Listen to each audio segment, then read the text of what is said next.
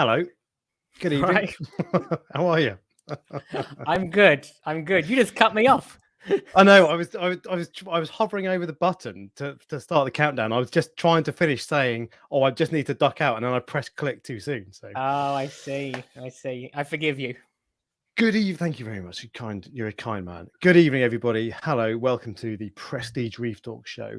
And we already have a BN3 who is a PRDS supporter, saying hello to the other PRDS supporters like Perders.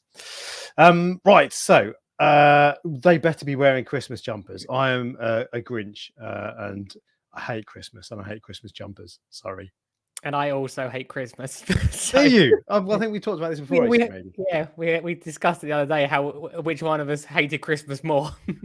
Oh yeah, we did. That was at the yeah. Christmas jumpers are just the worst thing in the world. Yeah. I love how we've just revealed that when we're not talking about fish, we're having a debate about who hates Christmas more. Yeah, this is really selling us to the public. Anyway, we'll move swiftly on to more positive things, and I'm going to give a shout out to the man from the land down under. Right, so tonight we're going to be talking about reef tank pests. This is going to be a little bit. There's going to be a bit of variance here, but basically the idea of this originally was to list a load of things that some people consider to be pests, others don't, and just discuss them, and then put a vote. In fact, let me get the video up so I can do the vote. I need to change that to the different channel, and then do a vote and see if you guys think they are pests or if you guys don't think they're pests. But there's going to be a couple. It's going to stray a little bit away from where you might think we're going to go. But that's usual. Basically the idea. Yeah, of course. Yeah. Wouldn't have it any other way, right? I'm interested in the comments what your perception of a pest is. So is it only an aptasia or is it something else? What constitutes what a pest is, basically? Because there are things on my list which I'm sure that almost like at least probably 70% of you have in your tank, and you wouldn't consider them a pest. So I did think this was actually really good question about tell us what you think a pest is, because we were just having this conversation off camera.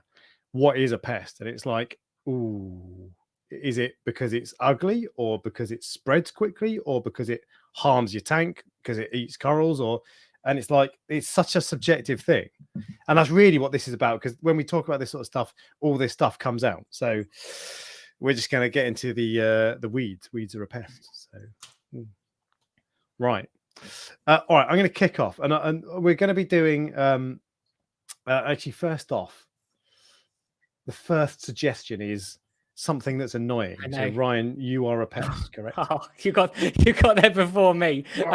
I literally saw that probably a second after you clicked it. Sometimes you got to sacrifice timing just to get the joke in first. True. All right. So, and actually another one. Pests are subjective. I only want things in my tank that I deliberately put in. Ooh. The thing is, though, sometimes you can put stuff in your tank that becomes a pest.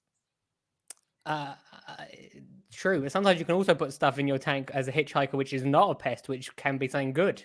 So imagine you bought a coral that had like a bit of Sophastria like encrusted on the side, and that grew out into a nice big colony. So I generally like hitchhikers as like if there's something that's awful, like a worm that's like 3 feet wide and like eats me in my sleep, I don't like that. But generally, I think hitchhikers are cool, and they're like it's just all about this hobby is all about variety and seeing new things. So I generally like that. I'm to some extent the opposite to you because I don't like the unknown. So you get all sorts of crabs come in from wild corals, and you're like, "Is this a good one or is this a bad one?" Ooh, okay. So there's there was one member suggestion. Where was it? And that was, hang on, let me bring it up because I put it on a banner from Push Button Reef, Mithrax and other crabs. We'll come back to that. But first up, I'm going to open, and before we get into this, I'm going to post this as a question in the as a poll, and I'm going to see what people say before we actually talk about it. Pest, no pest. Ask your community. There we go. So first one, have you seen that as it come up? Diatoms. I haven't seen it come out. Doesn't come up on mine. Oh no. Yeah, okay. So the first one is diatoms. I didn't even have that on my list, if I'm honest. No, I didn't until about 5 seconds before the stream started, and I just suddenly thought it's one of those things that 60-40 pest in favor of pest. It's one of those things that people always talk about. I need to get rid of the diatoms. They're ugly and all this sort of stuff. Especially... I just never really, because they're so small, I just never really associate them actually being anything, if you see what I mean. It's not like a starfish you can actually see. It's like diatoms there's so many of them is what the problem is, if you see what I mean. Yeah. And so this is really interesting. That it's currently 47 votes. If you haven't voted yet, do vote because it's really close. 55 think it's not a pest. Diatoms aren't pests. 45 think diatoms are pests. So do chuck in your vote. This is close. I like it when they're close. It's interesting. I would have said it's not a pest. I wouldn't have classified that as a pest. I think because everyone has it in their tank. It's one of those things that, and after you beat them, usually they're not really a problem anymore. So I absolutely 100%, and I do not think they're a pest. Yeah.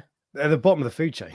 Yeah. So when you're setting up a tank, when you've got diatoms, that's a good thing because that means that things are getting started and you're going to start seeing new life. Capopods will come in, all these sorts of things, and I think that's good. I think diatoms are a good thing. And if you've got a mature tank and you get a diatom bloom, it's literally anything will eat diatoms. Yeah, like I've caught my missus eating diatoms sometimes. You put in hermit crabs, snails, conches, and your missus. Anything will eat diatoms. So for me, like if you do consider it a pest, it's a wicked pest to get because you might apparently high silicates in your RO water is a cause of blooms later on. But it's a really easy one to get rid of. And if you've got a massive, weird, freaky outbreak of billions of them, you're probably doing something else wrong. That's a sign of something else going wrong. Probably your RO water. But I agree. But yeah. All right. Well, it's still quite close. And I'm going to end the poll with 74 votes on the clock. And 60% thought it was not a pest, but 40% see diatoms as a pest. And the reason I wanted to post that straight away was because that's something that, particularly if you're new to the hobby and you're starting up your first tank, you think of it as the ugly stage, don't you? Whereas really, you should think of diatoms as a good sign. It's like, cool, it started to get going. And now next I'll put in a hermit crab and it's going to eat it all. And then I suppose it's the same as seeing algae at the end of the cycle and going, well, that algae at the end of the cycle is a pest. But that's just a natural part of a reef. The next stage. Yeah. Very true. I think that's I would consider, and yet strangely, I would consider that to be a pest. But that's because it's an ongoing. To be a pest. Yeah, because it's an ongoing thing. No, I in the context of this conversation about like it being, but I mean like it in a tank longer term, I guess. But anyway, that was really interesting. I just wanted to do that one straight away because I wanted to know what people thought, and it was actually closer than I thought it was. I thought most people would say it's not. Yeah, a pest. All right. Anyway, I've done my first stupid one. Not really stupid one. And first off, we've got a super chat from Adichikuma Sharma Nepal, $2.99. Thank you very much. Very kind of you. Ryan, what have you got? It says call me. I think call me. Yeah. Yeah, can't do that. I think you should. You owe him now. If you've got a message for me, then shout up and I'll answer your question. You didn't put anything in the chat, but shout up and I'll answer your question. I think he just wanted you to say his name. Shout me out. Thank all right. you now. So cool. Anyway, what's your one? This is going to be controversial, as always. I like to start with a controversial one. Okay. Yeah, and anyone that disagrees with me has not had them long enough. Yeah, and I'm talking about zoas and pallies. Yes, they are a coral. Yes, you do have lots of people have them in their tank. Some of them are worse than others. I find that the big zoas will happily grow over the small ones and shade them out, and all the small ones die. So if that's not exactly the same as an aptasia, where an aptasia will kill other corals nearby, if it's not the same as aptasia, it's the same where an aptasia will grow out of control. You're saying that's a pest. Yes. Yeah. Look how many you've got. Now imagine you've got a nice Acropora colony next to it.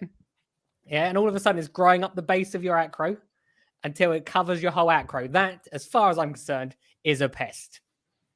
A very expensive one, which people willingly put in their tank. Do you know what? So that actual colony there that I've just shown you, that's I have to frag it all the time because it grows so fast. And what happens if you leave it? If I leave it, so actually yesterday I noticed I've not done it for ages. It started to spread onto the sand, which is fine because you can pick it up easily. But what I noticed yesterday was that there's this big clump just started to wave up like that because it detaches from the rock. Yeah. And I know I can't be bothered, but I just need to reach in. It's so stupid. I just need to reach in and pull it off and put it on a frag plug, or it'll just go in the flow. It will land on a rock the other side of my tank, and then it'll take over the tank. Yeah. So is it a pest? Now, giving that argument, hopefully people will agree with what I have to say. I see it no different to Xenia. Xenia is like really, really bad example because that willingly lets go regularly. But I think Zoas are actually far worse than people realize, and it depends on what type. Okay, well, I'm gonna post that whilst we continue to chat about it because I think that Zoas basically because some people talk about Xenia, for example, being a weed, right? And and the reality is that I think the definition of a weed is something that in a place you don't want it to be, basically. Yeah. And Zoas, they can become a pest. I have Zoas in my tank. Yeah. And they have not become a pest because I've isolated them on their own island, and two, because I've got lucky.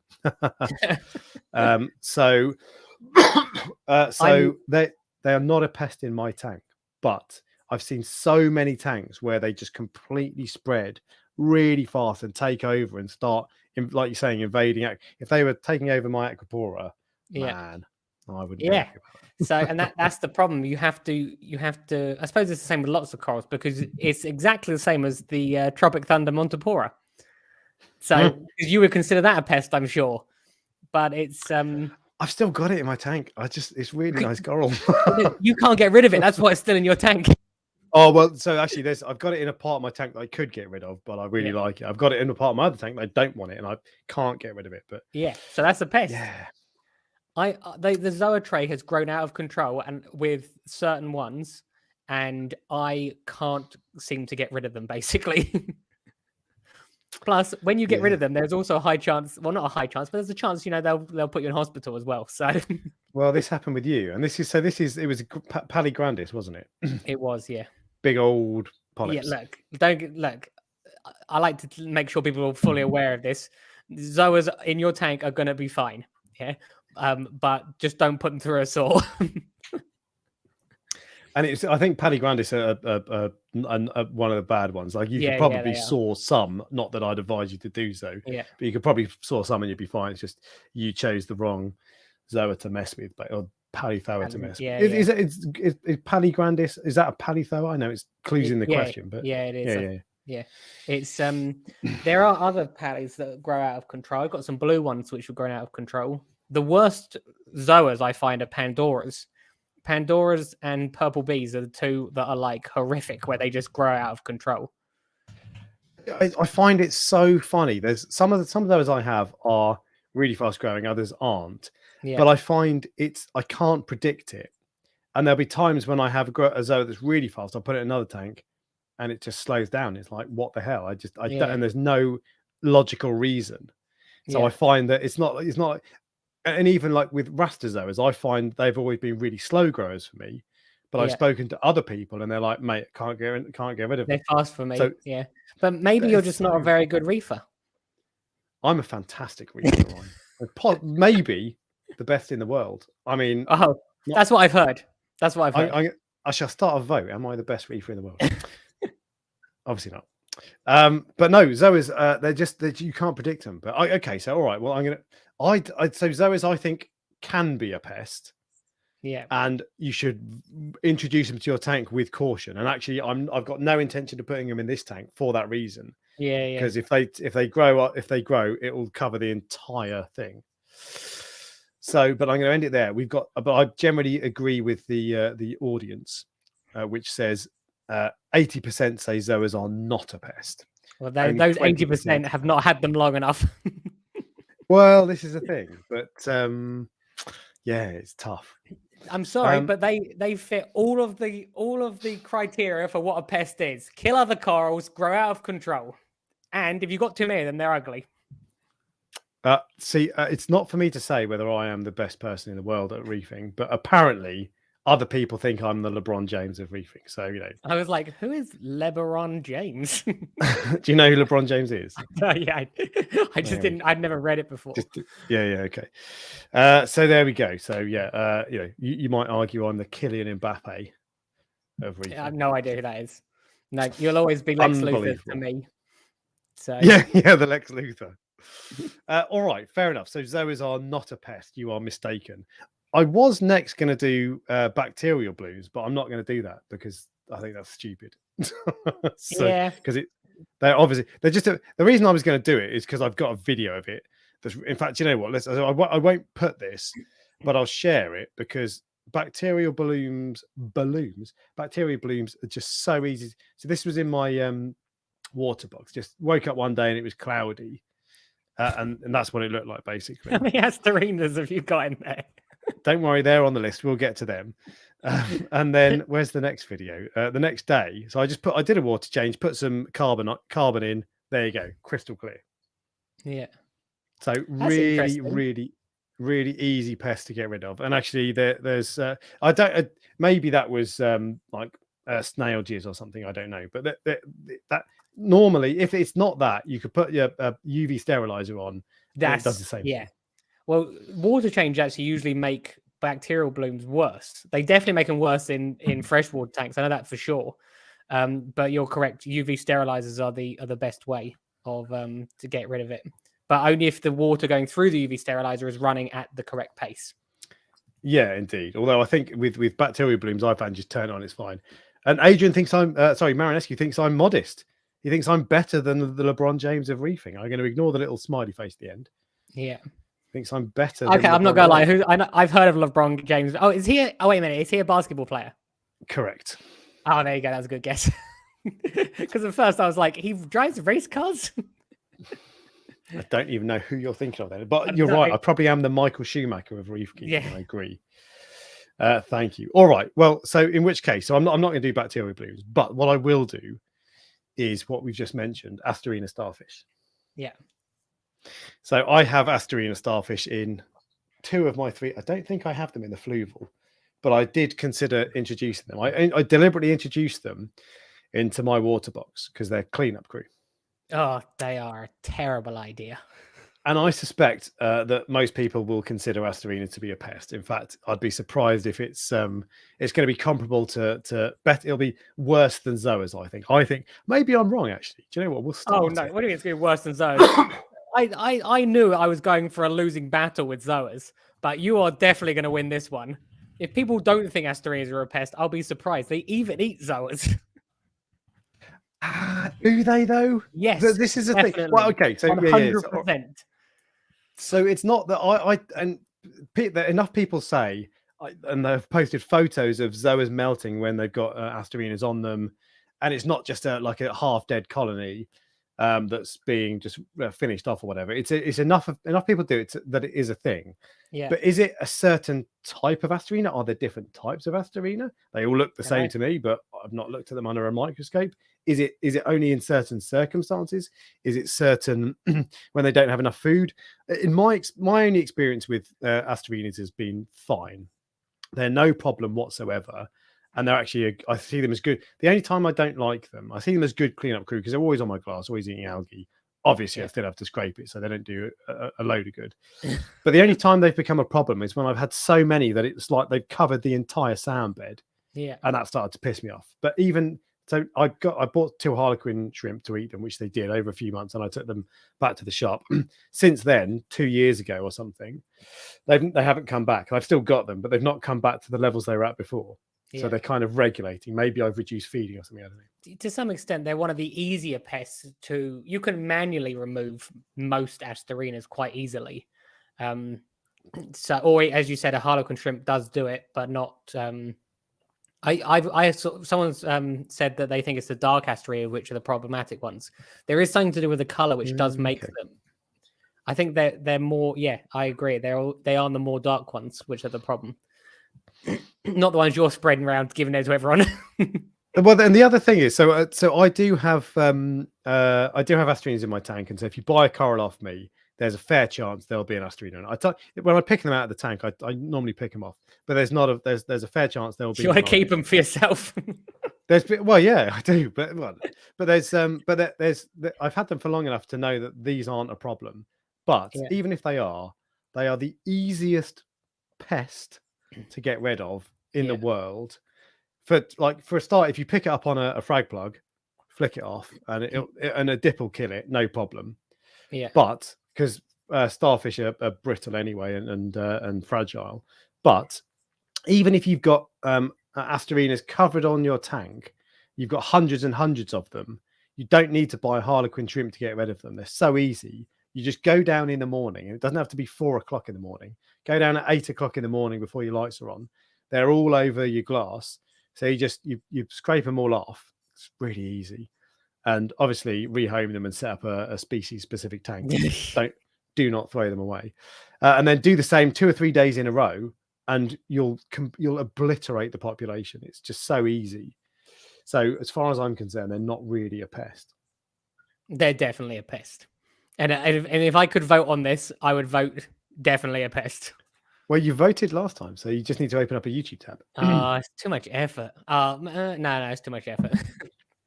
All right. Okay. Right. So I'm going to end it there then. So we've got 81 votes. People are passionate about this. Yeah. What percentage? Bearing in mind, 20% of people thought zoas were pests. What percentage of people do you think thought 70% think asteroid is a pest. 67% thought they were pests. 32% are sensible.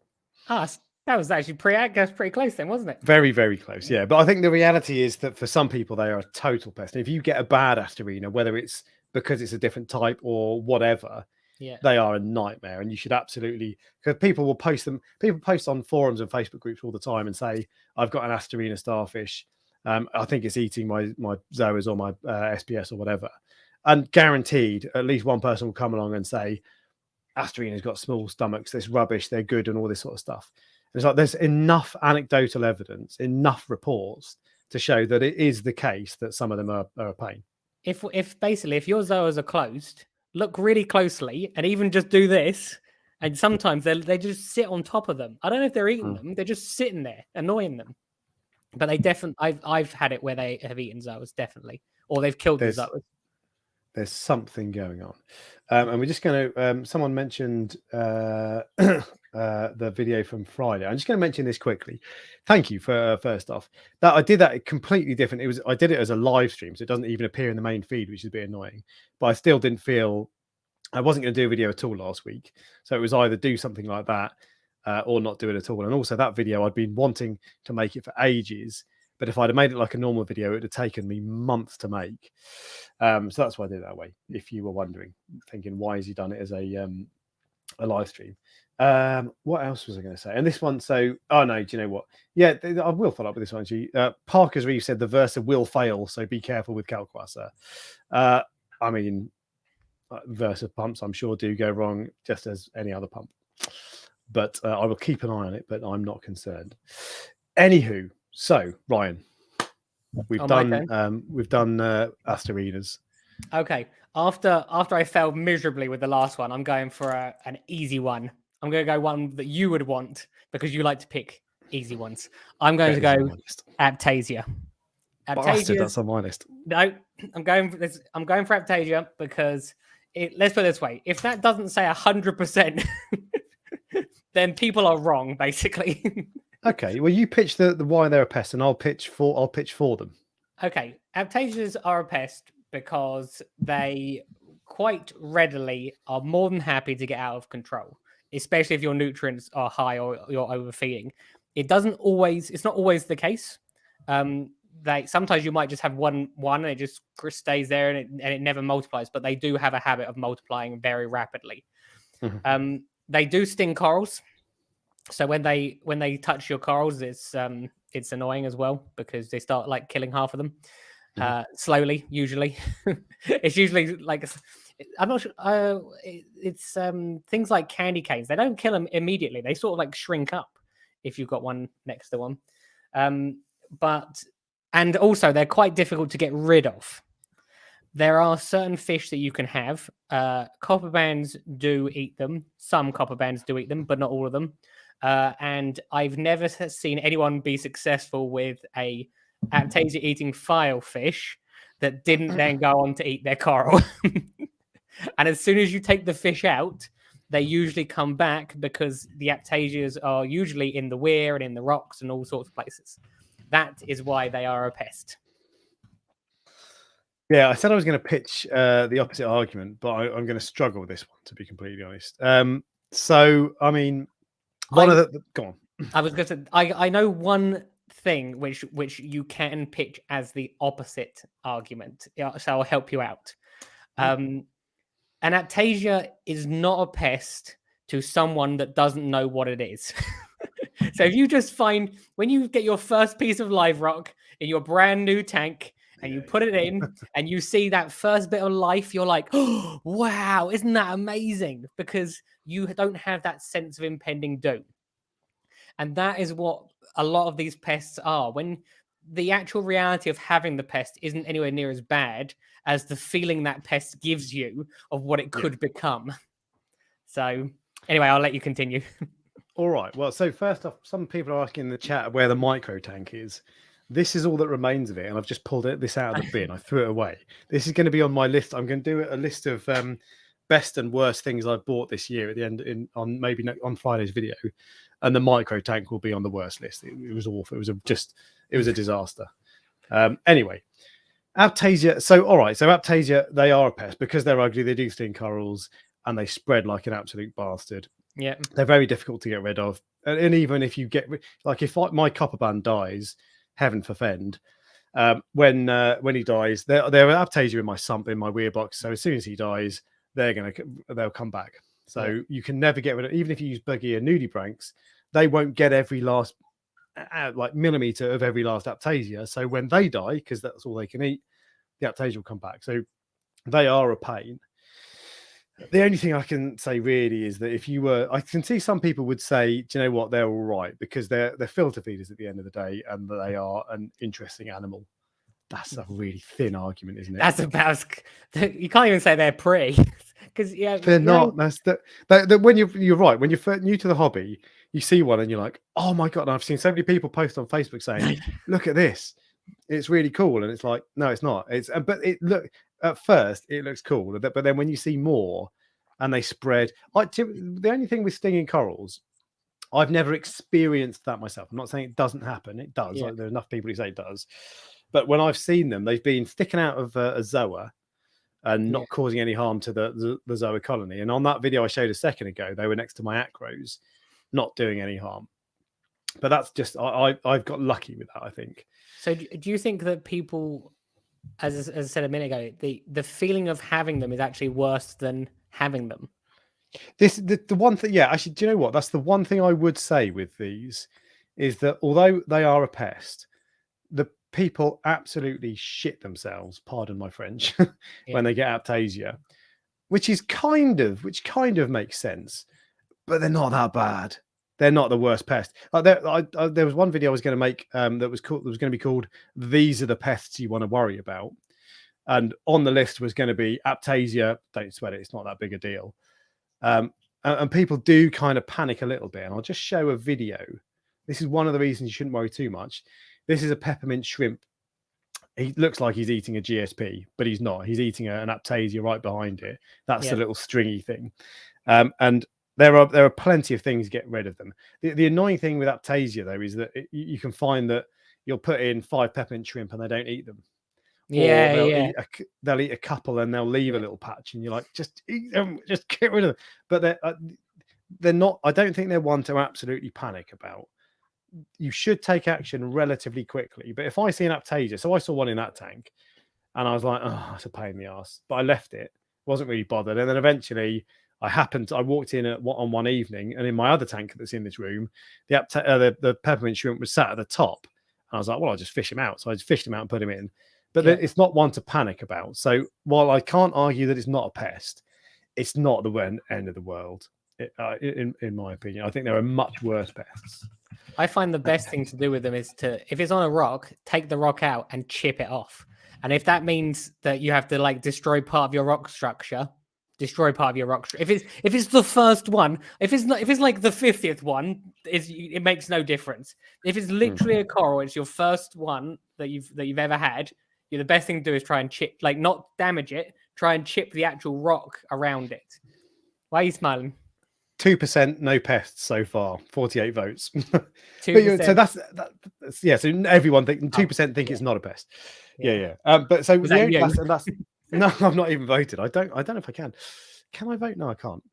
Anyway, so the only thing with that, and actually the one thing that you've just said there, is that manual removal. That should really be the first port of call for any pest that you can manually remove. There's sometimes you've got Aptasia all over your rock work, forget it. But if you've got it on one rock, throw that bit of rock away. Yeah. It's just the only thing is you'll probably have it elsewhere. But I have had it before where I've thrown one piece of rock away and it hasn't come back, and that's luck. That's luck involved there. But yeah, it's not magic. They don't appear out of nowhere. And if you've only got one in the tank and it's only that one on that rock, then that's it.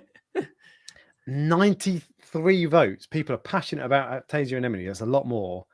And it's still, I'm going to wait till it gets to 100 votes. So if you haven't voted, just chuck it on and I'll close it. But we're at 98% people think it's a pest. And I wonder if the people who voted no pest, if you voted no pest, tell me in the chat why you don't think it's a pest. Because there are some people who are like, everything's welcome in my tank. It's, that's the whole point. Those people are wrong.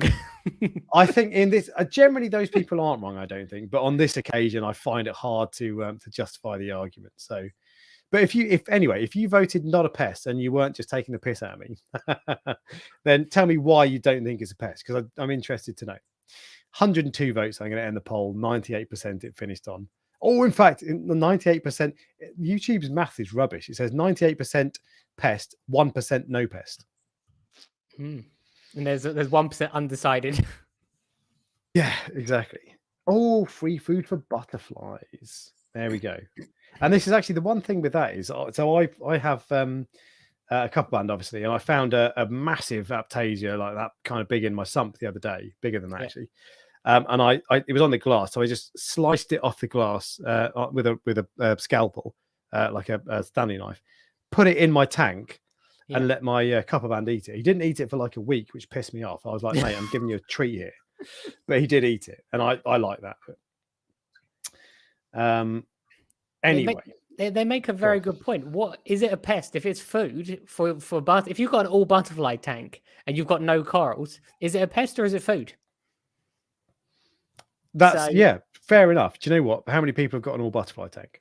Not many, but that's just all right. Anyway, we're going to move on, and you've taken my one, so I'm now going to make what I think is going to be the most controversial one, and I don't know how the vote is going to go. I wonder if it might be 50-50, but I'm not sure. And Reef the Sea Forever says his cats are a pest. Well, mine is as well. He's a YouTube pest because he comes and bugs me and screams at me. But the one I'm going to go for next, bristleworms. And that was on the thumbnail of this video. I just I did a Google image search. So if that's your photo, sorry, I hope you don't mind me using it. But that was like the bristleworm is like the quintessential example of why I started this video, because it's like, is it a pest or is it not a pest? So I think we talked about this before actually. So you and I will agree on this. Don't drag me down with you. I might change my mind. I rarely see them in my tank, but I do. I do. Hang on a second. Oh, and Queen of Reef is in the house. Hello. She hates bristleworm as well. Yeah, but she clearly doesn't understand like what we're about to say. Because no, well, exactly, and actually, Aditya, please reply about your flower anemones. Reply about what? I don't think you sent me a message, so tell me, unless I've missed it. Anyway, so so bristleworm. So the only time I ever see them in my tank, and I know I've got loads of them, is if I lift up a rock, like a little Zoa rock or whatever. Yeah. And they'd be like start wrangling around like that. So I definitely have them. And I make sure I don't touch them, because if you touch them, you get the little bristles stuck in your finger. And I've seen loads of times when fish, in fact, I had a Midas blenny. I think it was a Midas. No. Whatever, it doesn't matter. I had a blenny a few years ago who tried to eat a bristleworm, and I'm sure loads of people have seen this. Yeah. And then they were like, "Oh shit, that really hurts." They didn't do it again. Yeah, And you see the little spines, and you often see people post photos of fish with bristleworm spines in their mouth. So the reason that people think they're a pest is, one, because they can sting you, and as in put bristles in your finger, which is unpleasant. Two, they can do it to fish. Three, they're ugly as hell. And four, and I think this is the biggest misconception. Well, actually, there's two. So one is because people can't determine between a bristleworm and a bobbit worm sometimes. And there are loads of different worms like this. Polychaetes, I think the genus is. And it's like, are you sure it's a bristleworm? They're quite easy to identify. But if something looks like some kind of worm and you're not sure what it is, get rid of it, is what most people think. And the final thing is that people think they're going to eat their fish. And I think that's a misconception. That is. I would be amazed if, unless the fish is basically on its way out, a bristleworm, no matter how big it is not going to eat a fish. Would be my. No, I think it's because what happens is there's a dead fish, and then someone sees a bristleworm eating it because they're scavengers, and then they go, "Well, that bristleworm ate it. That bristleworm killed it." When the reality is that just didn't happen. It just ate something that was already dead. So if actually they're a good thing. Well, this is the thing. So people look to get rid of bristleworms, and I have no idea how you do it because I've never done it. But people use bristleworm traps, and people buy arrow crabs, and arrow crabs are they're one of the creatures that when I started in the hobby, I was like, mate, I want an arrow crab. They're awesome. But when you look into them, you're like, I don't want an arrow crab. And I would far rather have 1,000 times. I'd have far too many bristleworms than no arrow crabs. Because arrow crabs are a nightmare. Why, out of interest, why are they a nightmare? I know that they can eat some fish, but so the thing that you're getting rid of the bristleworms because you think that they might eat fish by putting in a predator that will eat fish in.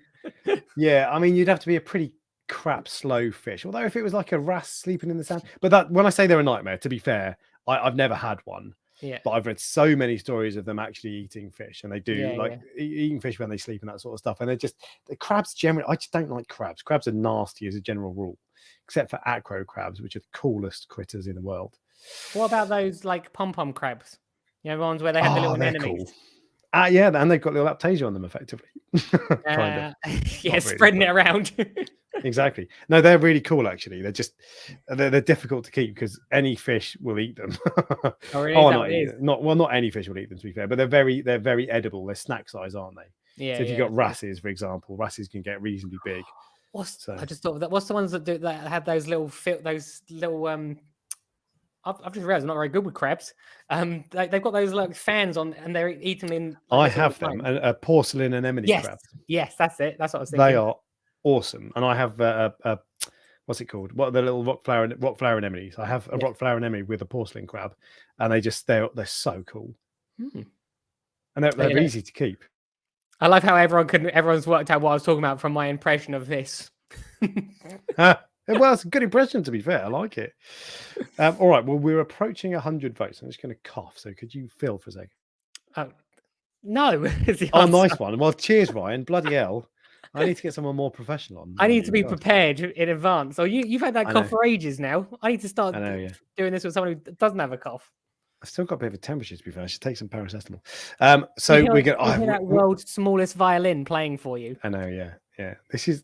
Ryan, you're talking to the LeBron James of reef keeping. No, that's true. I should be nice. Right, 100 votes. We've hit 100 votes. Loads of people voting tonight. Thanks for joining in. Bristleworms, no pest, 63%. No. Oh yeah, that's good. Yeah, I'm surprised. Well, wicked. I thought it would be higher as not. I thought it would be the opposite. Really? I thought it would be the opposite. I thought more people would think they're a pest. There we go. World's smallest violin. I thought more people would think they're a pest. Do you know what? So YouTube blocks comments sometimes, and sometimes it's random. So, there we go. It's allowed it. Or maybe Les let it in. But Jose Guido put LeBron James sucks, and it notified me to say YouTubers block this comment. I'm like, why? Maybe YouTube's a fan. Yeah, it blocks comments for the randomest reasons sometimes. LeBron has more hair. Oh, burn. Well, I mean, I don't know. Can't say much about that. I'm Lex Luthor. Yeah. Anyway, Brittany Griner. Who's Brittany Griner? I feel like that's an insult, but I'm too stupid to know. Isn't she the person who was just released by Russia? Oh, yes. Wrong. Yeah, you might be right. Yeah, I saw a photo of her. Because she's a basketball player. Yeah, I think she's a basketball player. Fair enough. Well, I prefer the LeBron analogy. Whatever. Anyway, Ryan, what you got? I'm gonna go for. Look, I'll let you do Xenia because I think I did Xenia last week, so I'll let you do Xenia. I'm sure it's on your list. I'm going to go for flatworms. Flatworms are a pest. You get different types. Yeah, that is a fact. So if anyone puts no, you're factually incorrect. You get different types of flatworms, which are some are more difficult to get rid of than others. Some of them will go out of control, and some of them don't go out of control. So have you seen the polyclad flatworms? Yeah. The big ones. They're yeah. I don't know what they do. They're said to be bad. Apparently they eat clams. I never had a clam in the tank that I found one in. So what it was eating, I have no idea. And it never seemed to bother anything. It was just there. So I don't know what is bad about that type, but some some can be dealt with a wrasse, or even mandarins and scooter blades eat some types of flatworms. But there are some flatworms which are on Euphyllia and Goniopora and some mushrooms where, for whatever reason, the fish can't eat them. Probably because they're like waving around a bit. And those are a bit more difficult to get rid of. And the only way to get rid of them, which is with something like flatworm exit, can cause significant problems. I'm going to make you vomit now. That looks like I'm not going to say that. Don't say it. Don't say it. We're all thinking it. Yeah. Polycate flatworm is the correct pronunciation. Oh, yeah. There you go. Look, I've been corrected. So I'm not sure that's right. If I'm honest. What is polycate? Polyclad. No, polycate.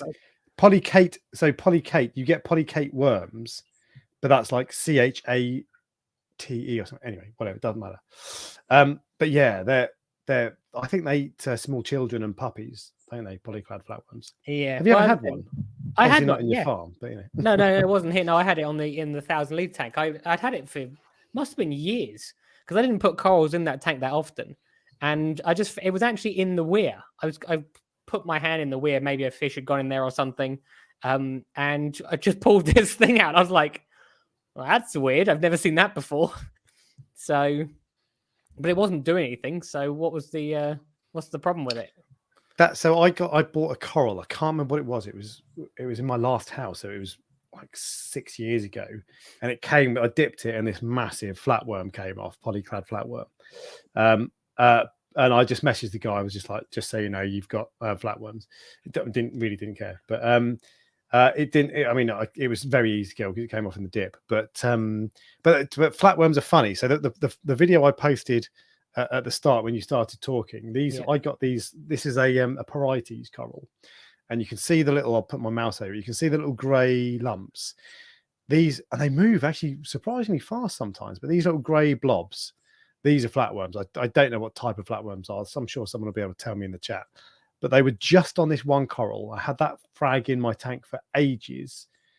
They didn't move off that coral.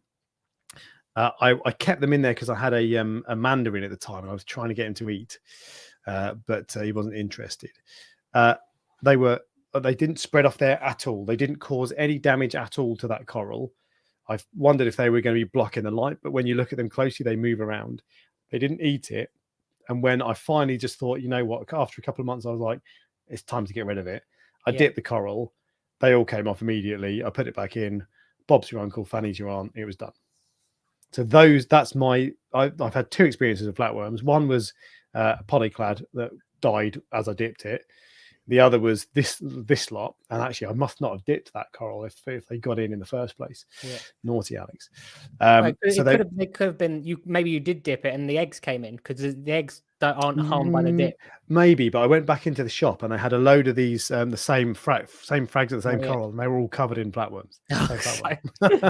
I told them, I was like, you just don't worry about it, you might want to dip them. But yeah, so I don't know. I mean, that to me was I wasn't concerned about it. I identified them at the time, and I decided they weren't a pest, partly because they were on one particular coral.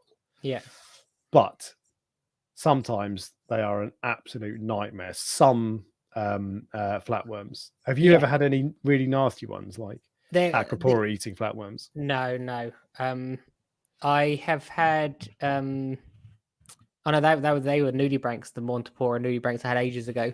But that's what I was going to say. The getting rid of them can be quite difficult because if you're going for a chemical approach like flatworm exit, it can also like be very harmful for the rest of your tank as well, because supposedly when they die they release some sort of toxin, and that can damage your corals and fish. So you have a choice: either you learn to live with them if they're not causing too much damage, or you potentially risk your fish and coral, if you see what I mean. That's it. Well, if you use Saltwater flatworm exit, you're supposed to, and I think I must have looked this up for when I had these. You're supposed to manually remove as many as you can do, suck them out, and then put in a load of new activated carbon. Then use Saltwater flatworm exit. That will kill them all. They release a load of toxins. Do a water change. Hopefully, the carbon will soak up as much of the toxins as possible, and then you're all right. But yeah, that can be nasty. You think so? I'd be surprised if many people say they're not a pest. To be honest. Yeah, me too. And we're at 7% think they're not a pest. I think generally, even those ones that I had, the benign ones that were just sat on the coral, that were sort of almost kind of cool, but not really. I didn't want them, and I got rid of them eventually. Someone put in the comments. I saw it a minute ago. This what's been distracting me. Oh, it says, "Is dipping guaranteed to remove all pests? Not even remotely. It actually what pests come off from dipping? You know, starfish, flatworms. Trying to think what else. Some worms.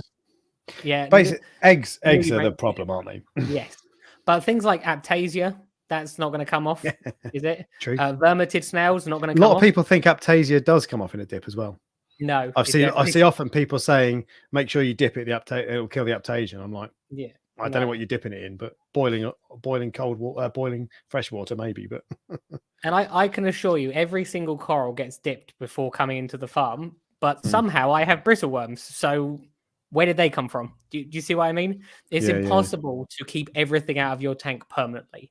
Unless you're doing if you're quarantining corals, someone said that to do it properly, you have to do it for like 6 months. It was someone who was quarantining their corals, but their quarantine tank for corals was just another tank, if you see what I mean. So when they quarantined them, or did they just have another tank full of corals? I think if I had a nice enough tank with enough money invested in it, and it was difficult enough to remove pests, I would quarantine corals. And 6 months is probably not a bad way to go, because you're likely to observe something in that time. Anyway. But if you have if in your quarantine tank you then get something like Montipora eating nudibranchs, and are you then going to put that into your main tank after you've quarantined it, because it's now in your quarantine tank? If you can successfully remove it, but I think if that was me, if I discovered Monty nudies on a Monty or Aquapora eating flatworms, I'd probably bin the frag. I'd be like, do you know what? I paid 50 quid for it. I'm okay with losing 50 quid. I'd empty the tank, the quarantine tank. I'd fill it with fresh water for a month with Milton's fluid, the works, and then I'd start again. So I think that would be my approach to it. But although, to be fair, what would you do if you found them on, you had like 10 nice frags in there, you put one new one in and you get a pest? Would you throw away the 10 nice frags? It's like it's a quarantine corals is far more difficult to do, I think, than it's not like quarantining fish. It's not a practical thing. It's good to have some form of observation, but I don't think to do it properly you need to do it quite significantly. Okay. Well, I'm going to end the poll on flatworms with 94 votes. 95% of people think flatworms are a pest. And I'm just going to move that up there. So yeah, and I think 94% of people are correct. And there's one. Ryan sounds like Pingu. Someone said that before, and I was like, that's very really. You've seen more people. Oh, interesting. I've never seen Pingu, so I don't know. You've never seen Pingu. I'd No. put it on, but I'll get demonetized. Right. Just going to answer a quick sideways question. How do you keep rock flower anemones and make them not move and sting other corals? Well, they don't sting other corals in my experience, but good luck getting it not to move. They often don't move. But Yeah, if they do they move, rarely move.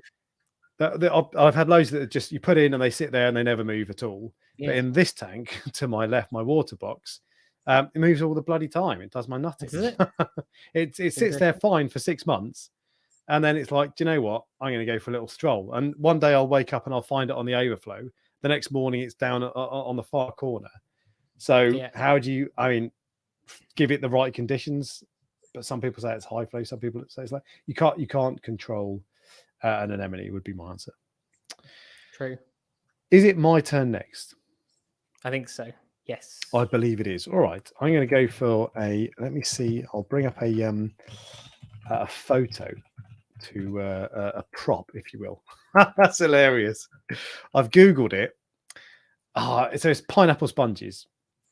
And I've Googled it and it's come up with a cake. A cake. So pineapple sponge aquarium. And let me see if you I see can them find that often, pineapple sponges? Because even I don't see them that often. Yeah.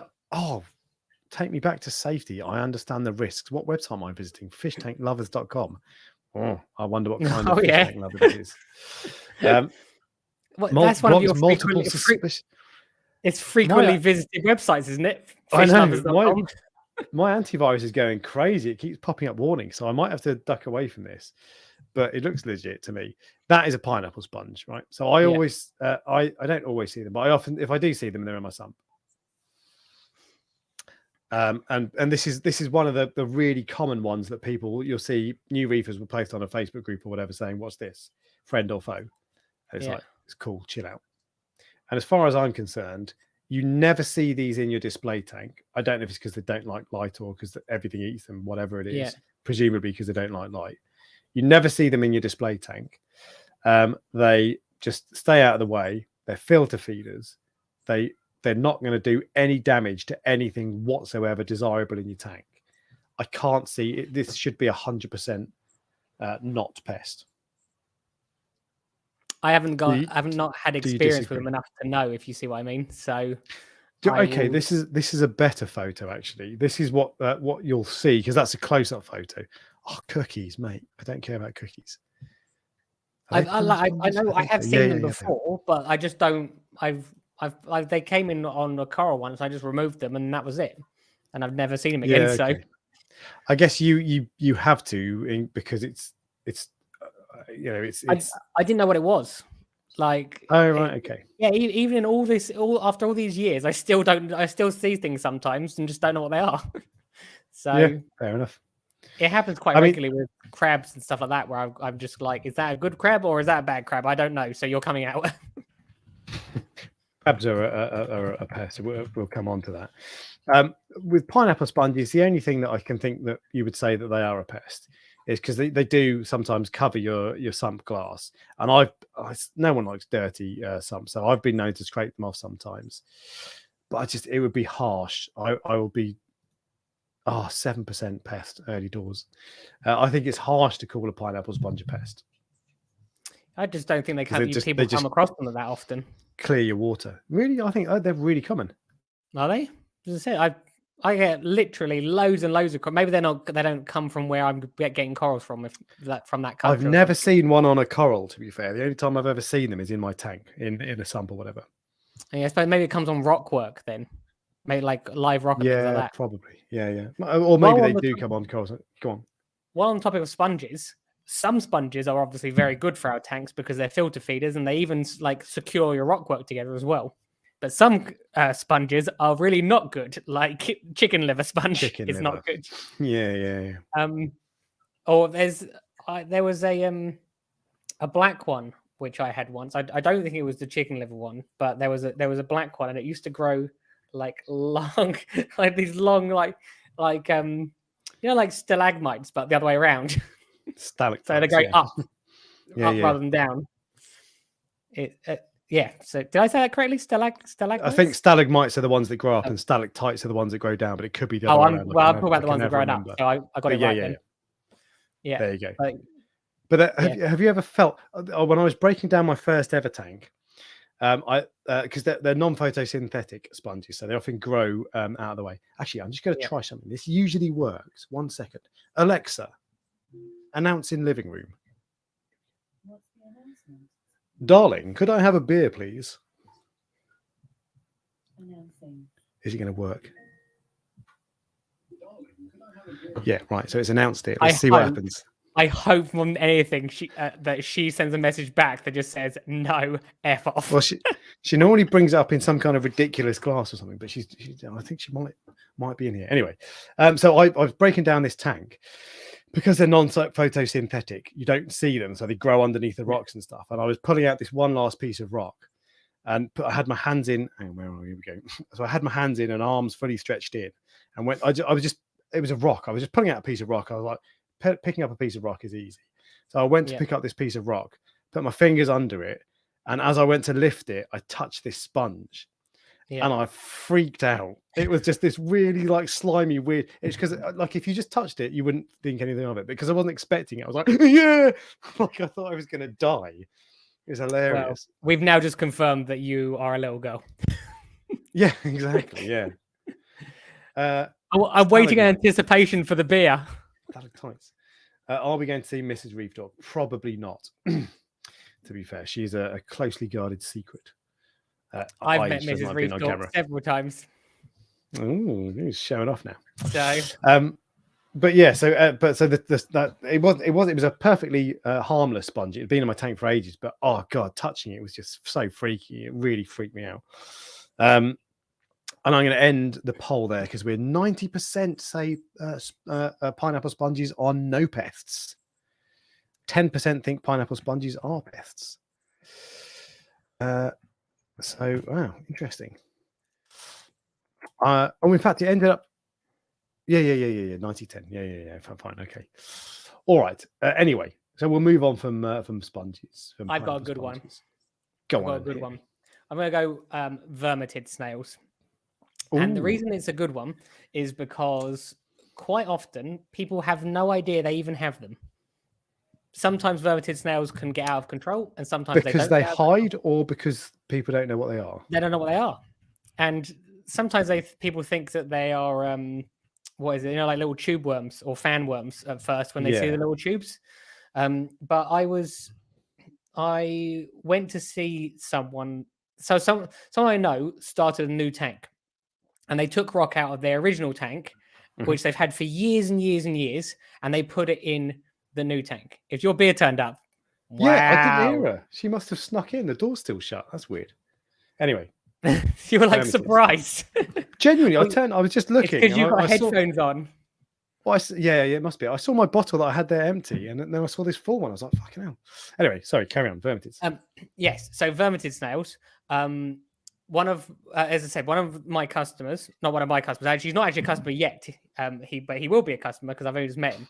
I saw his tank, and he's had it for years, and then he's got a new tank, and he's used rock from the old tank in the new tank. And he said to me, "What are all these things?" This is someone who's had a lot of experience. He's been doing it for a long, long time. In the new tank, it's covered in vermitid snails. So for whatever reason, they have exploded in that tank, but they haven't exploded in his original tank. And they're one of the really, really hard things to get rid of. But I think most people will end up just getting used to them, because so in terms of getting rid of them, I think what Das Lettuce is saying is false. Yeah, wrong. Definitely. I've never heard of a wrasse eating a vermitid. I have heard of bumblebees eating vermitids, but more often than not, they won't. There's a rarity. Because I said this before, that bumblebees don't eat vermitids, and then someone was like, "Here's a video," and I'm like, "Show me the one vermitid, that one bumblebee that does eat vermitids." But they are they're one of those pests which I have yet to I don't know anything which will eat them. They were in the Red Sea tank, and what I even got a sharp-nosed pufferfish or a Toby, you know what they like a jaw pufferfish. really Yeah, cool. I got one of those and I smashed them up to see if it would go and eat them. Wasn't interested. I was trying to teach them how to eat it, basically. Mhm. That's an awful picture of one, because that is like 1,000 times bigger than they actually are. You don't This even is know. just a zoomed in photo. The reason I've chosen this is because it shows you this is a zoomed in photo. They're only small, but this shows you exactly what it is. It's that stringy goop that they kick out to catch or whatever they do with them. Yeah. But all right, so I'm sorry, it's not good enough for you, right? No, what I mean is no, it's too late now. No, that photo makes it look worse than they are. They're like a pin, aren't they? Just like sticking out of a rock, like 3 millimeters. This is a better one. Is this good enough for you, Your Highness? You know me, I can't. Actually, I think that's a peanut worm, judging by the shell. Don't know, but that might be anyway. Whatever. It's based. That's what they look like. But you're right. They're small. Yeah. So a lot of people have them and they don't even know. So is it a pest if you don't even know you got it? Well, why don't you ask James? There you go, James. Today, yesterday. So actually, what? So you literally, this live stream has taught you've got vermitids. I think so, yeah. Oh, so and vermitids are another one that I think I don't think this is a great one, because I think you'd struggle to argue they're not a pest. Yeah, but if you don't know they're in there, have you got a pest? If a tree falls in the woods and there's no one to hear it, did it make a sound? No. Okay. Well, no. Ryan tells us it's a fact, so he knows the answer. But JM24 says vermitids seem to come and go. That's true. They seem to. You can get an explosion of them, and all of a sudden they just disappear. Alexa, announce in living room. What's the announcement? Thank you kindly. Announcing. Cheers, Osman. So yeah, they are a pest. Even if you don't know you have them, they are a pest. Or you don't know they're bad, because you don't look convinced.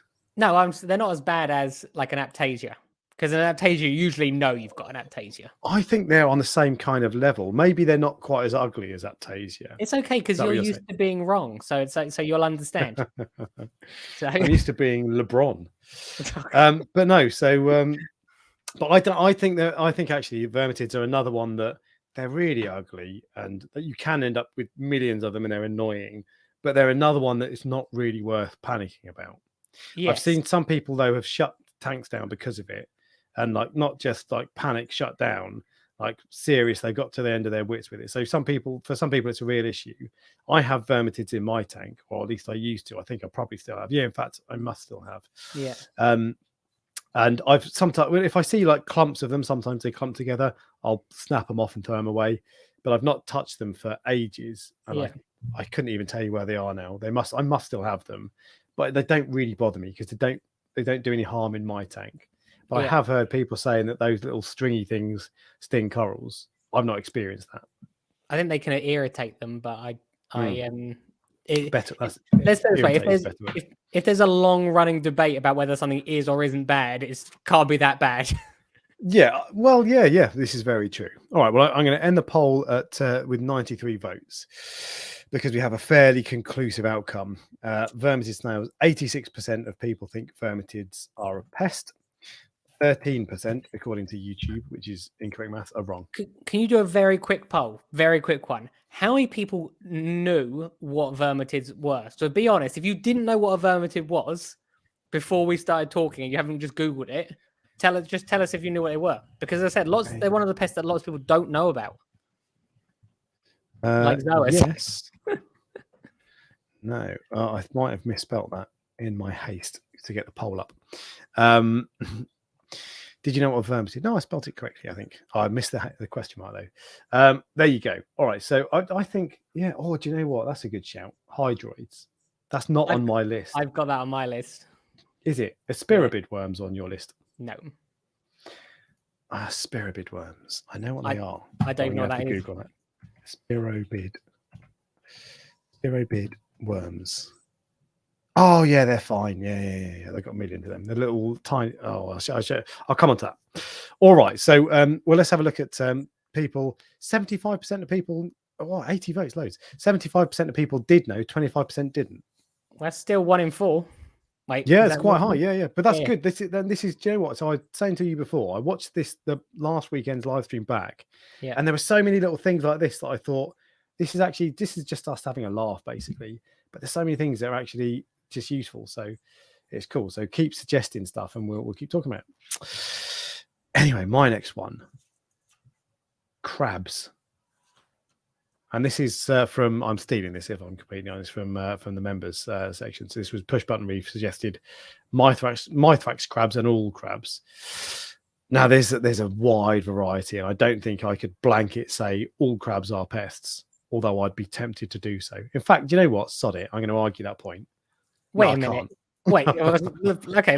What about hermit crabs? Firstly, are they Yeah, included? they're pests. They're right pain in the ass. I hate hermit crabs, to be honest. Yeah, exactly. The only crabs I wouldn't include are things like porcelain anemone crabs, because Okay. they are totally harmless. They wouldn't hurt a fly. The only thing they'll hurt is stuff they filter out of the water column, and it's not like they're going to be filtering out a purple tang or whatever. But for the most part, sod it. I'm going to go for crabs, and you're going to have to ignore. I'm going to exclude, leaving out porcelain anemone crabs, and maybe the little pom-pom crabs as well. Leave them out. Most crabs are a pain in us, and acro crabs. So apart from all of those, crabs are a pain in the ass. So Mythrax crabs are a great one. Do you know, I heard someone in a shop told me I took a Mythrax crab back because it was munching on my my corals. Really annoyed me.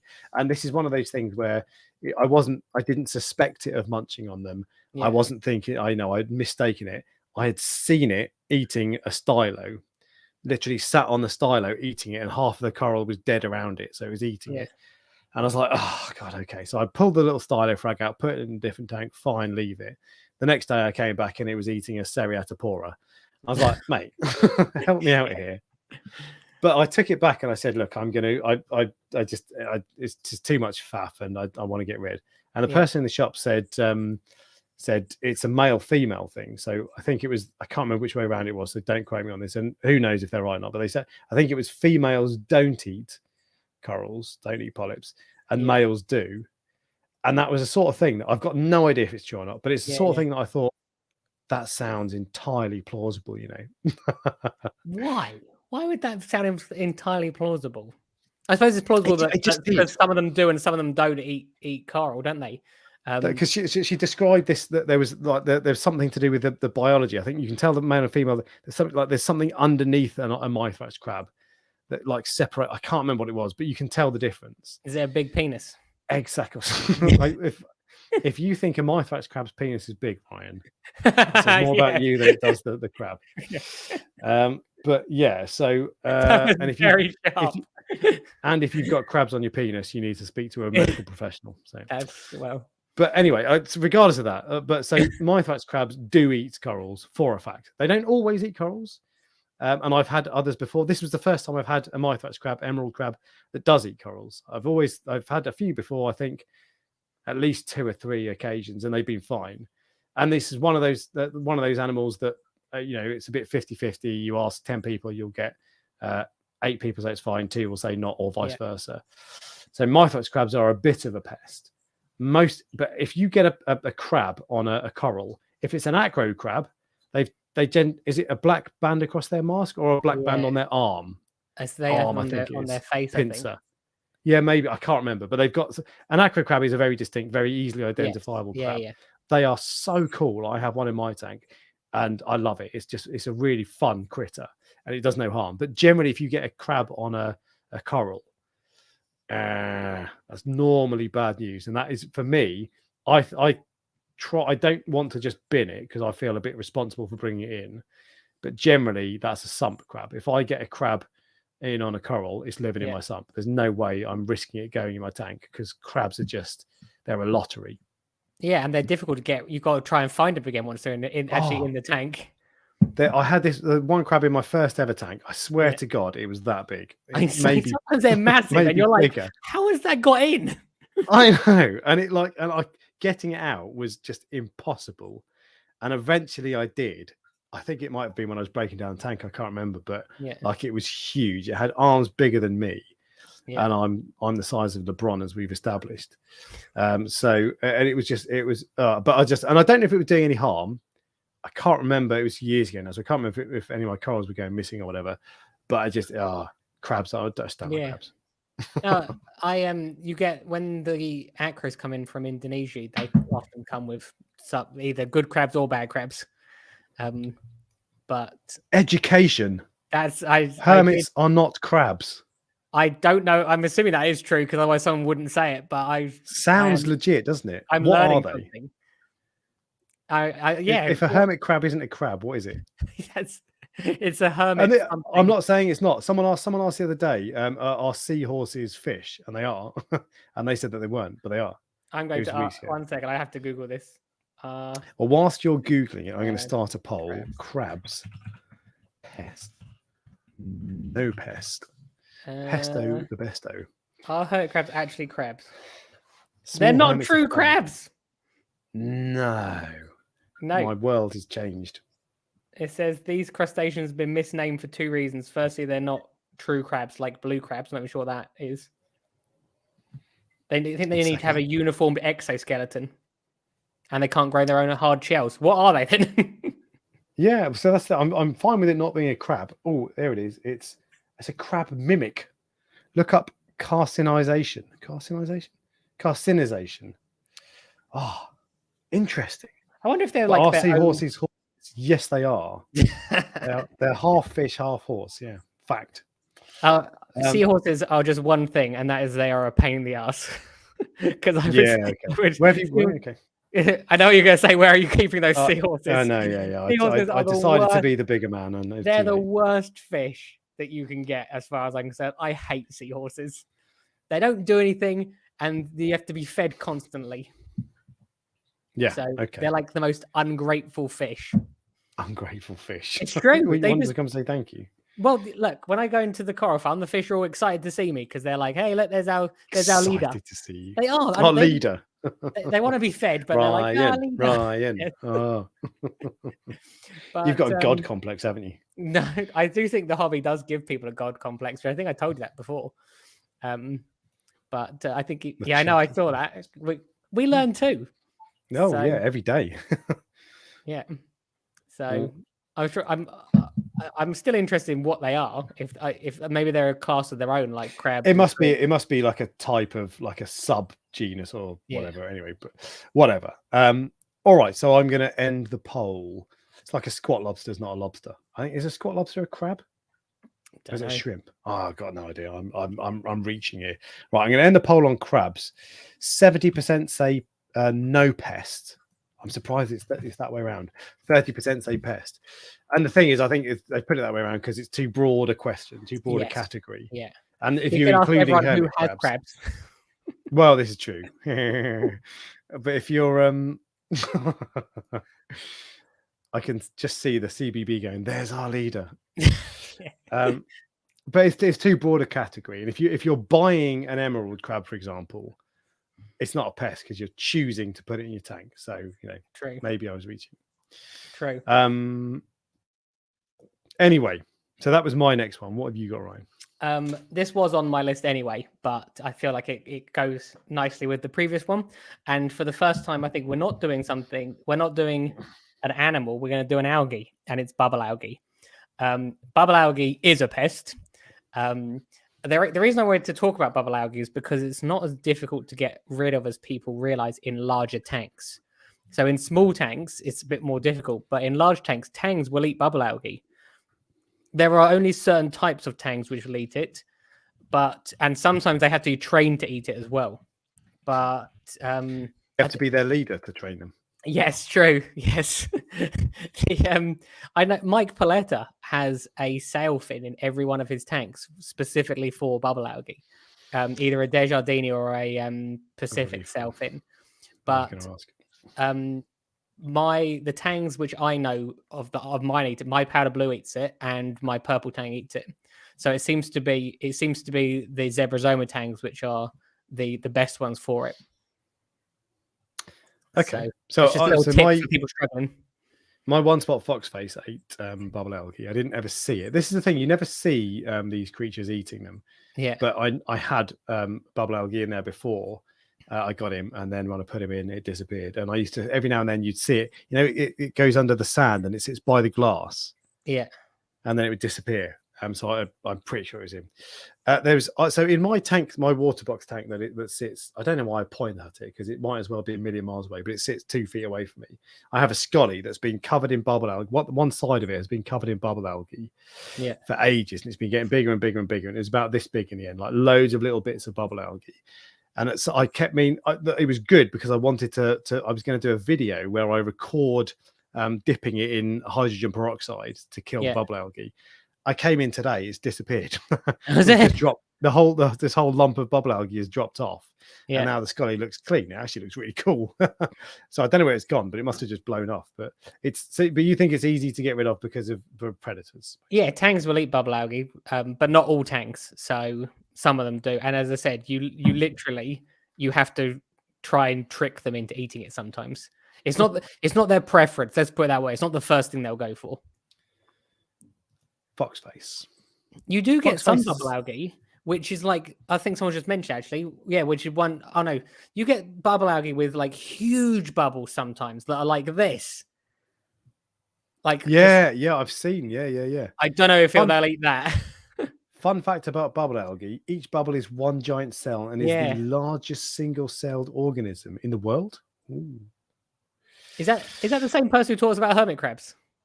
Maybe. Hey, do you know what, Jason? If that's you, Jace. Oh, you want to come on the stream with Jace from? Did I re-Instagram your Instagram the other day? Is that you?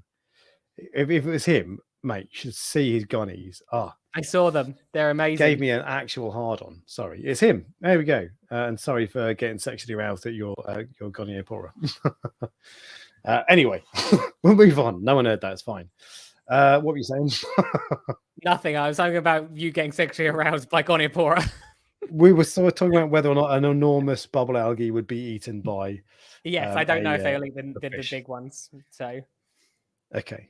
But yeah, I thought bubble algae is one which a lot of people do struggle with. People tried to use vibrant, again they use Mithrax crabs as well. But if you've got a tank big enough, put a sailfin or a zebrasoma tang in, and there's a good chance they'll give it a go. That's another. Do you know what the what's it called? Bubble algae is another pest that I think you shouldn't really be that worried about, because it's really easy to remove. You can pick it off quite easily. It can spread quite a lot, to be fair. I've got it in my tank, but it's almost this. I can see a couple of bits, but it's not really spread at all. A couple of tiny bits, and it's not one that I think you need to tear your tank down. And I certainly wouldn't put anything like vibrant in. No offense, vibrant, but I wouldn't put anything like that in my tank to start getting rid of it. Even if I had it really bad, I think I'd manual removal or a predator would be the way I'd go. So are you saying that it's a pest or that it's not a pest? It is a pest, but it's a pest which is manageable for most people. It's something which people get really frustrated over. This is a really good question. So actually, first off, 92% said that it was a pest, which I'll post in the chat now. And this is a really good question from Jacob Motlock. What pests should we be worried about? Dinoflagellates. They will haunt your dreams. I mean, this is the thing. So Unisworm. Unisworm. You ever seen a Unisworm in the flesh? Only a small one, not a big one. There was a Maidenhead had one near me. They get massive, don't they? Yeah, and I've seen these on David Attenborough programs before, and they've got this Yes. Yeah. Yeah. I know what you're talking about. And they're freaky. They're horrible things. But you're very unlikely to see them. I think that, to be fair, and I think most of the point of this stream really is that most pests aren't that bad. You can control most pests, even Aptasia that can be a nightmare. It's not that bad. You can get rid of it. The reality is that people have been doing this for, I think, 30, maybe even longer than that, 30 years. and everything that you come across in your tank, the chances are someone else will have come across it before and will have had to And fight would it have at fixed some it. point. Yes. So So this is a good shout. Is anything that will eat coral, yeah, Aqua eating flatworms, Monty eating nudies, Zoa spiders, and big those sorts of angelfish. things. Big angelfish, and so those sorts of things, and dinoflagellates, because they can be a disaster. Those are the pests you want to worry about. Yeah, Everything else, I'm not saying leave it, and actually often acting quickly is the key to getting rid of these pests. But not all. But I just don't think you need to worry about most pests in a reef tank. Because I know we have Reef Jace in the house, I'm going to pause the video. There we go. I'm going to play. This is his. But I think he's based in America. you just This is told his us what Ghani that does to you, so now everyone's going to be wondering what this is doing to you. What does what to me? You just told us what the effect that those Ghanies give to you. So why are you watching it Oh, live? and I see. Yeah. But look at them, man. That's something, isn't it? This like I wasn't following him. This Instagram suggested that to me, and I Yeah, was like, Jesus. I That is remember like, seeing it, thinking like, wow. yeah, mate, very impressive. Anyway, sorry with this that Ghanies are not a pest. But yeah, so those are the pests that you really do want to worry about. Any pest that will kill. Oops, I've thumbs up now. Will kill livestock. Yeah, same kind of thing. So there we go.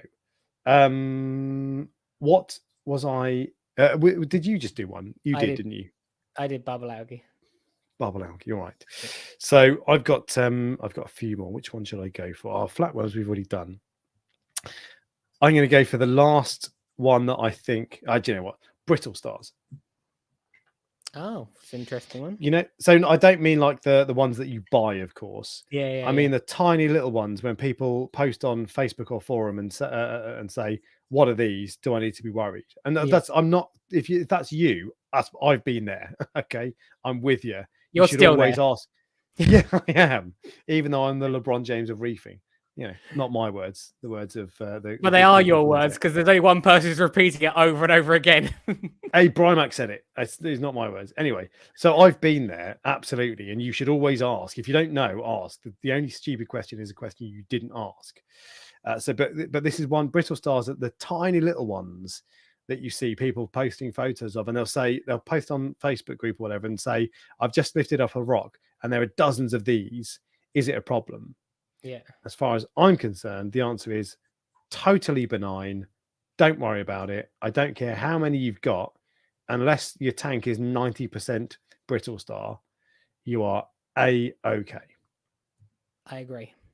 You agree? All right. Well, in which case, I would add them to my my systems. If you don't come across, I used to have loads in the 1,000-liter tank, and you get different ones. Some of them are white, and you get black ones, and you also get like green and brown ones that are stripy. So, but again, they don't come about on the tiny little ones. This is a really good. I've just found a really good picture of the exact one I'm talking about. Just so we're clear, we're on the same page. Yeah, like those that. are the white ones. But you also get them in different colors. Yeah, so these are the ones that I'm talking about, specifically these ones. And you'll pick up a rock and there's like billions of them. Yeah. And it's like, oh my God, it must be freaky the first time you see it. I'm sure I don't remember, but sure it is. But they are totally and utterly fine. And they're actually quite cool, I think. Yeah. And they're eating things that are in your tank.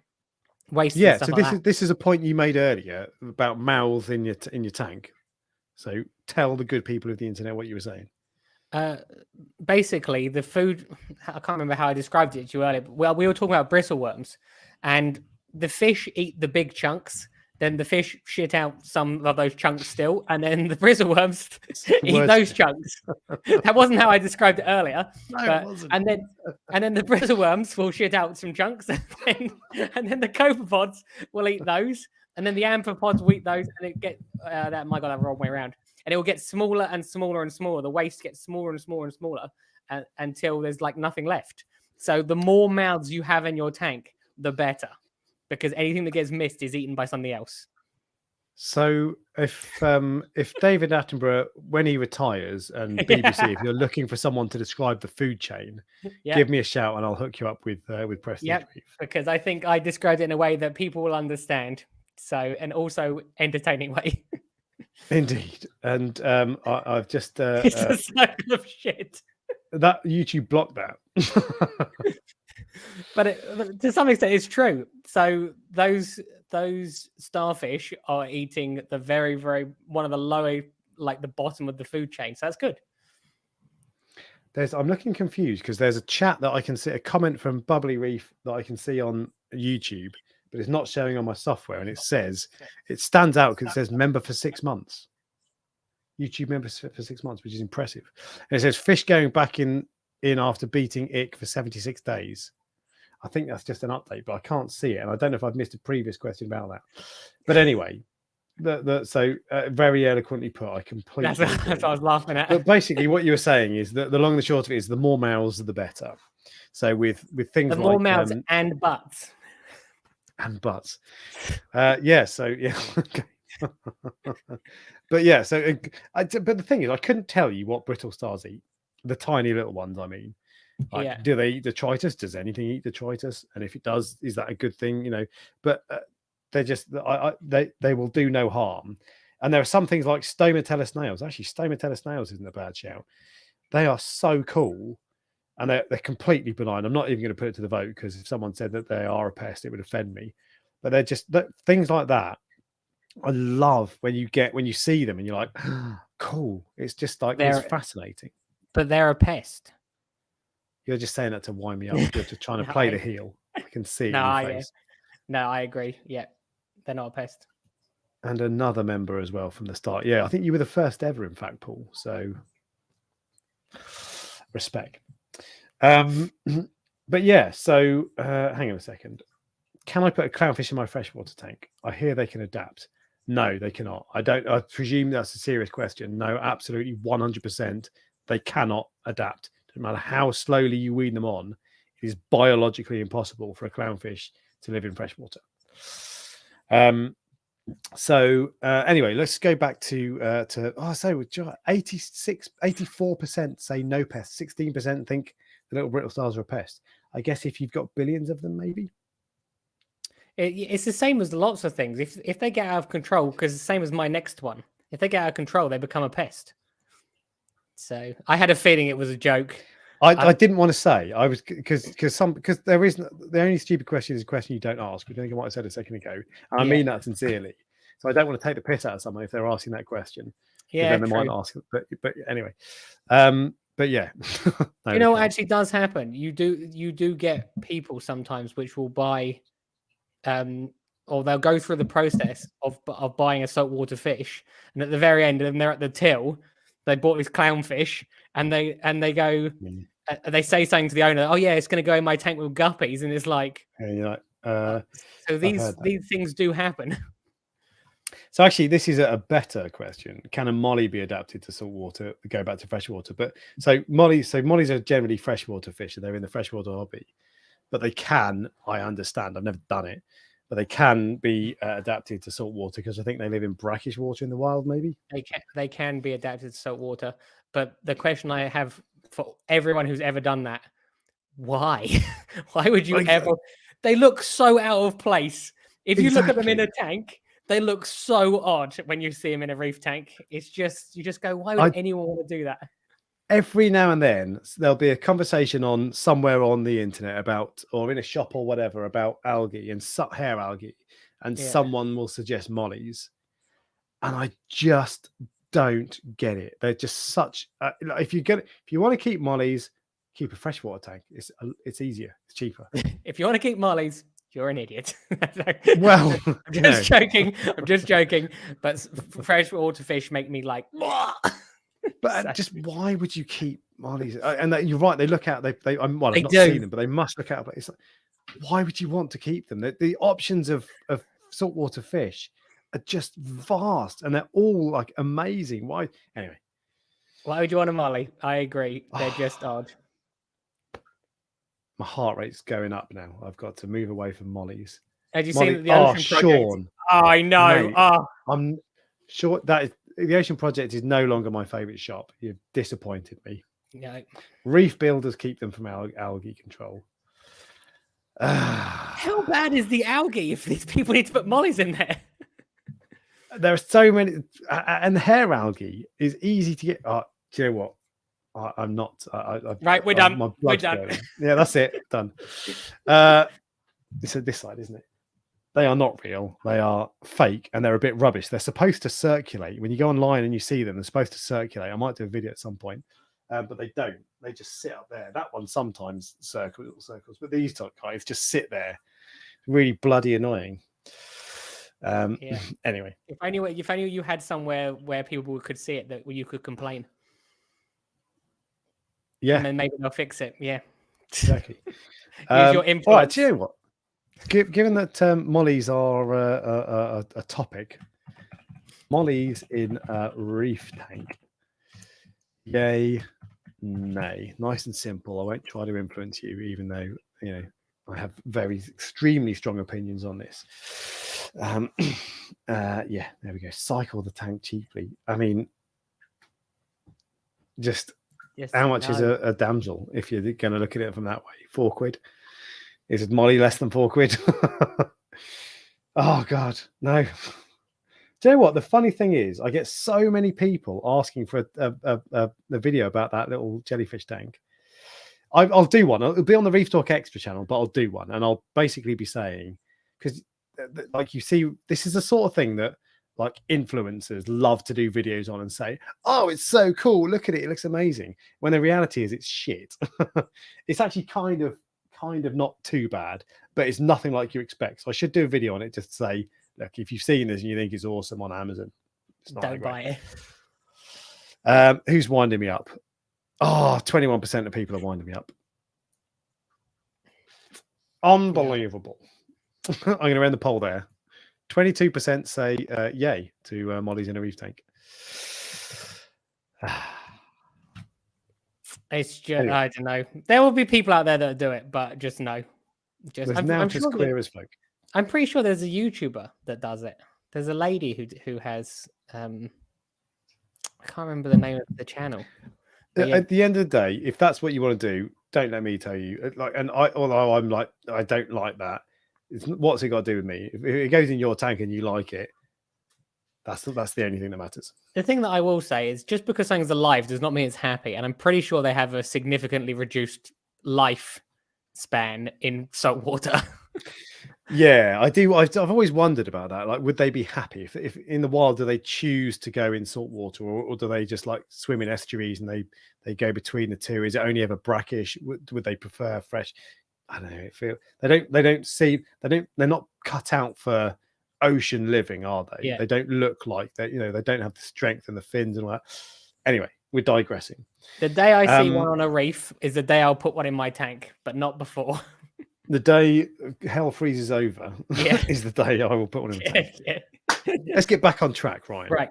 Yes. What you got? I've got. It's me. I'll go. I don't know. I've had 2 beers and that's too. Oh, you did those starfish, didn't you? Yeah. Yeah, your turn. You did. Yeah, so my turn. You've had 2 beers. We've now got drunk Alex on the screen. No, yeah. And similar to your one, dove snails. We're going for ones which are sometimes considered pests. Right, look, so there are easier options like Montour eating nudibranchs or hadroids or is it Mangiano anemones? Mahano, sorry. They're easy options, but dove snails again are sometimes, some people are like, are these bad or are these good? So let's discuss. I can see one. Oh, you've got one, have you? I was hoping there'd be one on my glass, because sometimes they hang on the glass, and I was going to pull it out of my tank and show you, but there's one it's too far. I can't reach it. But doves, so these are tiny little things. They're like that big, right? Yes. Yeah. And as far as I'm concerned, they are good. But apparently they can get out of control. But I've never been in a situation where they have got out of control. So why are you smiling at? I'm just laughing at the chat. I have a few. I have not so many, but I have enough in my tank that it's like, oh, it's like ever so slightly surprising that there are so many, but that they're not doing any harm. Is the population growing? Probably slightly, yeah. Over a long period, it's not like it's rapidly going, but over it must be 6 months, maybe a year since I've noticed the first one. Yeah. And there are more, but not many more. If it's growing slowly. It's not dwindling.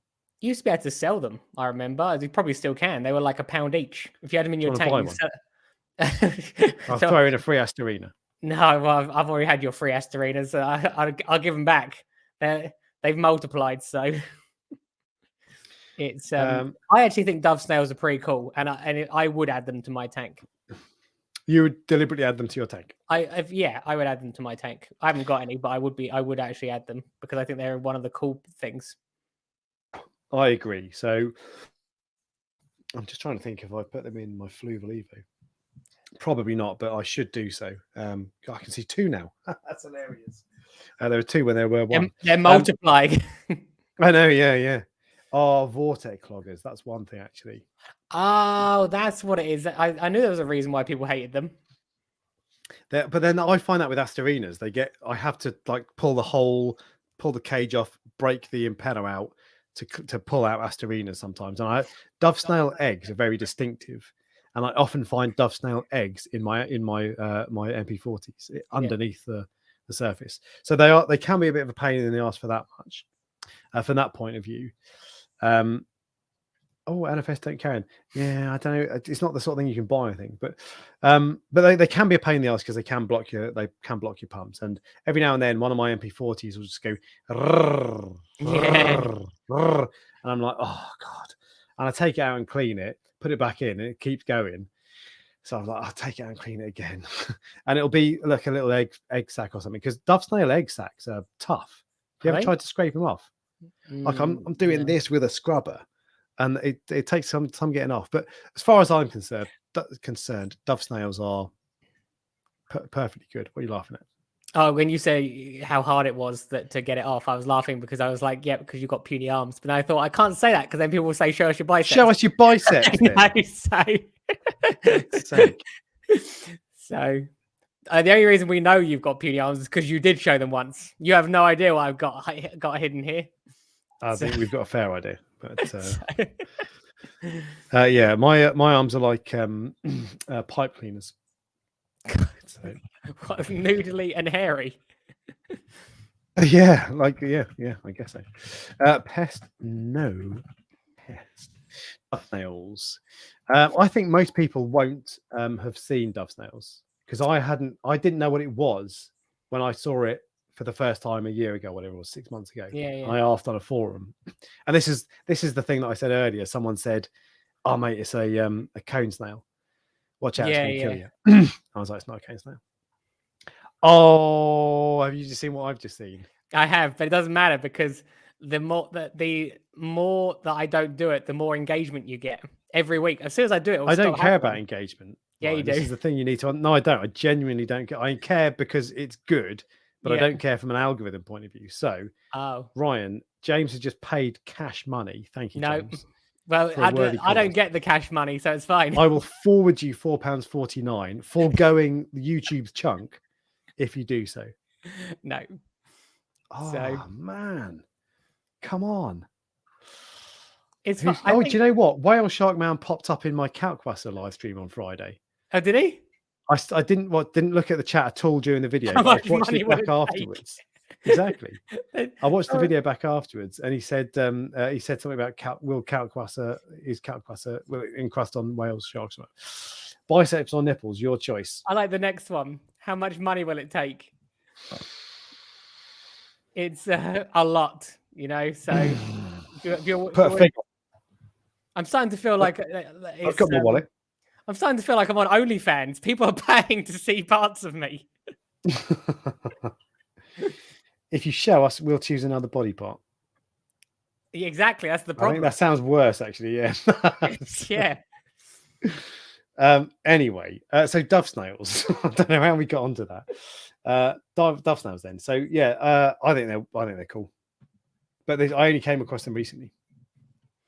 And it looked, because I saw like a baby dove snail, or well, a dove snail shell, and I asked when I posted it, I was like, "Is this a baby conch?" Because it's the same kind of shaped shell. Yeah. Have you seen And it money was not. cowries? Because they're even smaller than money cowries. I thought money cowries were big, weren't they? No, money cowries are like this. You've got the dove snails, which are like this, and then you've got the proper. What are the big carriers? Tiger carriers are the big ones, the big brown ones. Ah, that's what I'm thinking. Yeah, money carriers are little white ones. 40%, I think. Anyway, Like- but I don't. Whatever. Luckily, I'm not. I've done it before, Steve, and he's just he disrespects the chat. He disrespects you watching at home, all of you. Show feet. Someone's written. Give me a B. Give me an I. Give me a C. Give me an E. BN3 Reefing literally has seen me in real life multiple times. Has he seen you with your top off, flexing? Well, that's definitely not happening. Okay. Well. I'm not. No, I don't think he has got arms. Actually, I don't have any. See, prove it. No. So, I think it's because I used to go to the gym, and I did used to have muscles, and now I don't. So it's like, whereas with you, you never knew what it was like. So you've always. I've been to the gym. For once. Yeah, they got vending machines. Oh, do they? Nice. That's a joke. So. Not a very funny joke at all. No. Do you want to see Ryan's biceps? I'm going to put in inverted commas. Question mark. Yes. Or yes. But lower. Lower.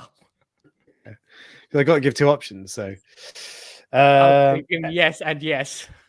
Yeah. Anyway, so the dove snails finished. 86% said no pest. Yes. 13% said pests. I've noticed that this has been less divisive than some of our other ones. Like our other streams. Some of our other streams were so close, where it was like 49-51, wasn't it? For like the fish polls, or maybe the coral ones. I can't remember. One of them was so close. Whereas it seems to be fish and corals, they have you can like lots of different things basically, so everyone has different tanks, but when it comes to pests, everyone's like they can stay out. So it's but there've been some that were like 60-40. Like bristleworms was close. Yeah, but there was another one. Diatoms. That's without saying bad, and this is sometimes I say I'm bad, but this is your channel, so it doesn't matter. Like the bristleworm one is because people are wrong. So it's simple. People have a fear of bristleworms for the wrong reason, and if you look at them as a good thing, then it should be 100% positive. If you understand. Fair enough. All right. Well, I've got two more, and this is moving away from the likes of bristleworms and so on. So you've just done yours? You did dove snails, didn't you? Yeah. All right, so I'm gonna. We've kind of done this already. Xenia. Yeah. Kind of talked about that with Zoe's. We'll do it anyway. Sod it. So I'm going to make an argument that Xenia is not a pest. Someone just said drawings are of Mindy while Mindy is messaging me. Oh, really? There you go. In fact, let me just leave that up just for 1 second. Do you want me to send her a link to the chat and we can get her? I've told her that you're on that because she said, "What she just said, what are you doing?" So you she might pop up in a minute. Where's Gandalf? What does that mean? Anyway, so Xenia, I'm going to make the argument that Xenia is not a pest, even though I don't have it in any of my tanks, and I've only ever had it once, and I never would again. I can't make the argument. It's such a pain in the ass. It's so difficult to get rid of. It spreads. It just looks so awesome. Like if you had weeds in your garden that looked that good and it was covering your garden, that's a good thing, right? Oh, I don't know, because no, it's not a good thing. Basically, if it stops you from having other good things, it's not a good thing. You've seen that tank? There's I think it was on Reef to Reef maybe, and it was like covered. Here it is. You will have seen it, I'm sure, because this is like a famous picture, for want of a better word. This one. Load, damn it. Oh, come on. I've seen a tank in real life that looks similar to that, where it's almost like all Xenia. Yeah, I've How seen it good very that? And that's a manicured tank, to be fair. It's a well looked after tank, I mean. yeah. But that looks so good. No, And we can't even no. see the pom pom. I mean, you know. That does not Imagine look that angelfish going in and out of the Xenia and like. No, definitely not. That is that like fills people with dread. And anyone who has Xena in their tank, that is what your tank is going to look like within the next year. Yeah, that's the trouble. Is that a jawfish on the bottom down there? Looks like it could be. It's got a yellow body though, isn't it? It is a jawfish. It's got a I weird don't yellow. know what kind of jawfish. I've never seen one, but anyway. So I just Xenia. Do you know what? I'll make this a quick one because I think I'm gonna lose the argument. But it's just so I just love. I love Xenia in other people's tanks. I think that this will not. You won't lose the argument on this one. I think this is going to be close. Okay, well, I'm ending the bicep poll. 100% of people did want to see your biceps. Of course they did. Pulsing. Oops, that's not how you spell pulsing. Pulsing. X-Enia. Pest. No pest. Mindy replied to that comment. It just said, "At least get my name, spell my name correctly." That's all it said. Did he spell it with an I or a Y? I don't know. A Y, and it's spelled with an I. So I don't know if she will pop in. Okay, doesn't do it for me. Do you know what? I've gone off you, Jace. I agree with you. You have good taste in corals and Goniopora, whereas Alex has terrible taste in all corals. If you watch, I mean, some of them he doesn't even know the right color of them. Yeah, I do accept that. I look back. Do you know what? I looked at that photo of the video of the Sunset Monty on my phone, and it looked orange on the phone, but it looked red on the screen. But I've always thought Sunset Monty was red. Yeah, it was quite interesting watching that stream because you get to see the exact moment that you realize. So you're like, oh, my whole world is different. Oh, God. But I was like, and you made a comment about the clownfish being red that I watched back afterwards. I was like, oh, I've got the joke now. Yeah. I just didn't hear it at the time. When did you live in Derby? 2011, long time ago. Xenia worked great. I've heard of a couple of people using Xenia in a refugium. I feel like it's a terrible idea because it's going to it exactly. Yeah. But how cool would it be to open your sump and be like? No, it would give you a sense of impending doom. I reckon it's going to be 50-50 on this poll. 57% say Xenia is a pest at the moment. Yeah. So we've got 240 people watching. Do me a favor and vote on this because I want to get it to no pest. I want people to think that Xenia is not a pest. Xenia is trash. It's not a pest, but literally trash. So yeah, that's a very strong perspective. You should do a nano tank similar to the image previously shown. Do you know, I considered Xenia in this tank. But it's a pest, so I don't want it. True. 55%. We're getting closer. 87 votes now. Ryan from BRS said it saved his tank to have Xenia. Really? I don't know why that would be. I've watched every second of every BRS video ever made, and I don't recall that, but I have a bad memory. So, all right, I'm going to. Here we go, Steve Webb. I'm new to the hobby, and Xenia scares me. And so it should. But for 6 months it's amazing. It's anyway, it's just not worth it as far as I'm concerned. But people still buy it from me pretty regularly, so it's just. You should be on the bandwagon. Okay. Oh, it's 52%. We're nearly at no pest. Right, 94 votes, guys. Please vote. Why are you encouraging people? Because Xenia is amazing. I love it. No. I love and I would never have it. If you never have it, it's because it's a pest. I don't think I would, but oh man. Oh God, it's just so awesome. I just love Xenia. It just looks so cool. It's absolutely mesmerizing. I'm going to end the poll. End the poll there. 50, what did it finish on? Oh, 51% pest. I should have left it go in. Sorry. Okay, so that was close. All right, there we go. So there you go, Ryan. Beat that. Get closer than 49. You won't get closer than that. This is going to be the other Not with way. that attitude, no. The only reason I'm going for this one is it's more about the story of what I did when I found them in my 1,000-liter tank. So sometimes, so Montipora eating nudibranchs. Have you ever had those? No. Okay. They're like these little white nudibranchs that you all of a sudden you start seeing little patches in your Montipora. You know if you've got them because like patches will start appearing. But I found them probably like 10 years ago in the 1,000-liter tank, and I did what any normal person would do and immediately panicked because I had heard about these things before. So do you know what I did? There is a video somewhere on it. I went out and I bought 8 wrasse in one day. I bought 2 Melanaris, I think. I can't remember for sure. A silver belly, a yellow, like a canary one. That's not a yellow chorus because they don't exist apparently. I bought a pygmy wrasse, a 6-line.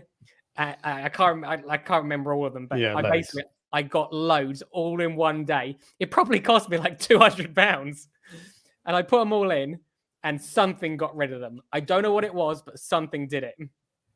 Oh, really?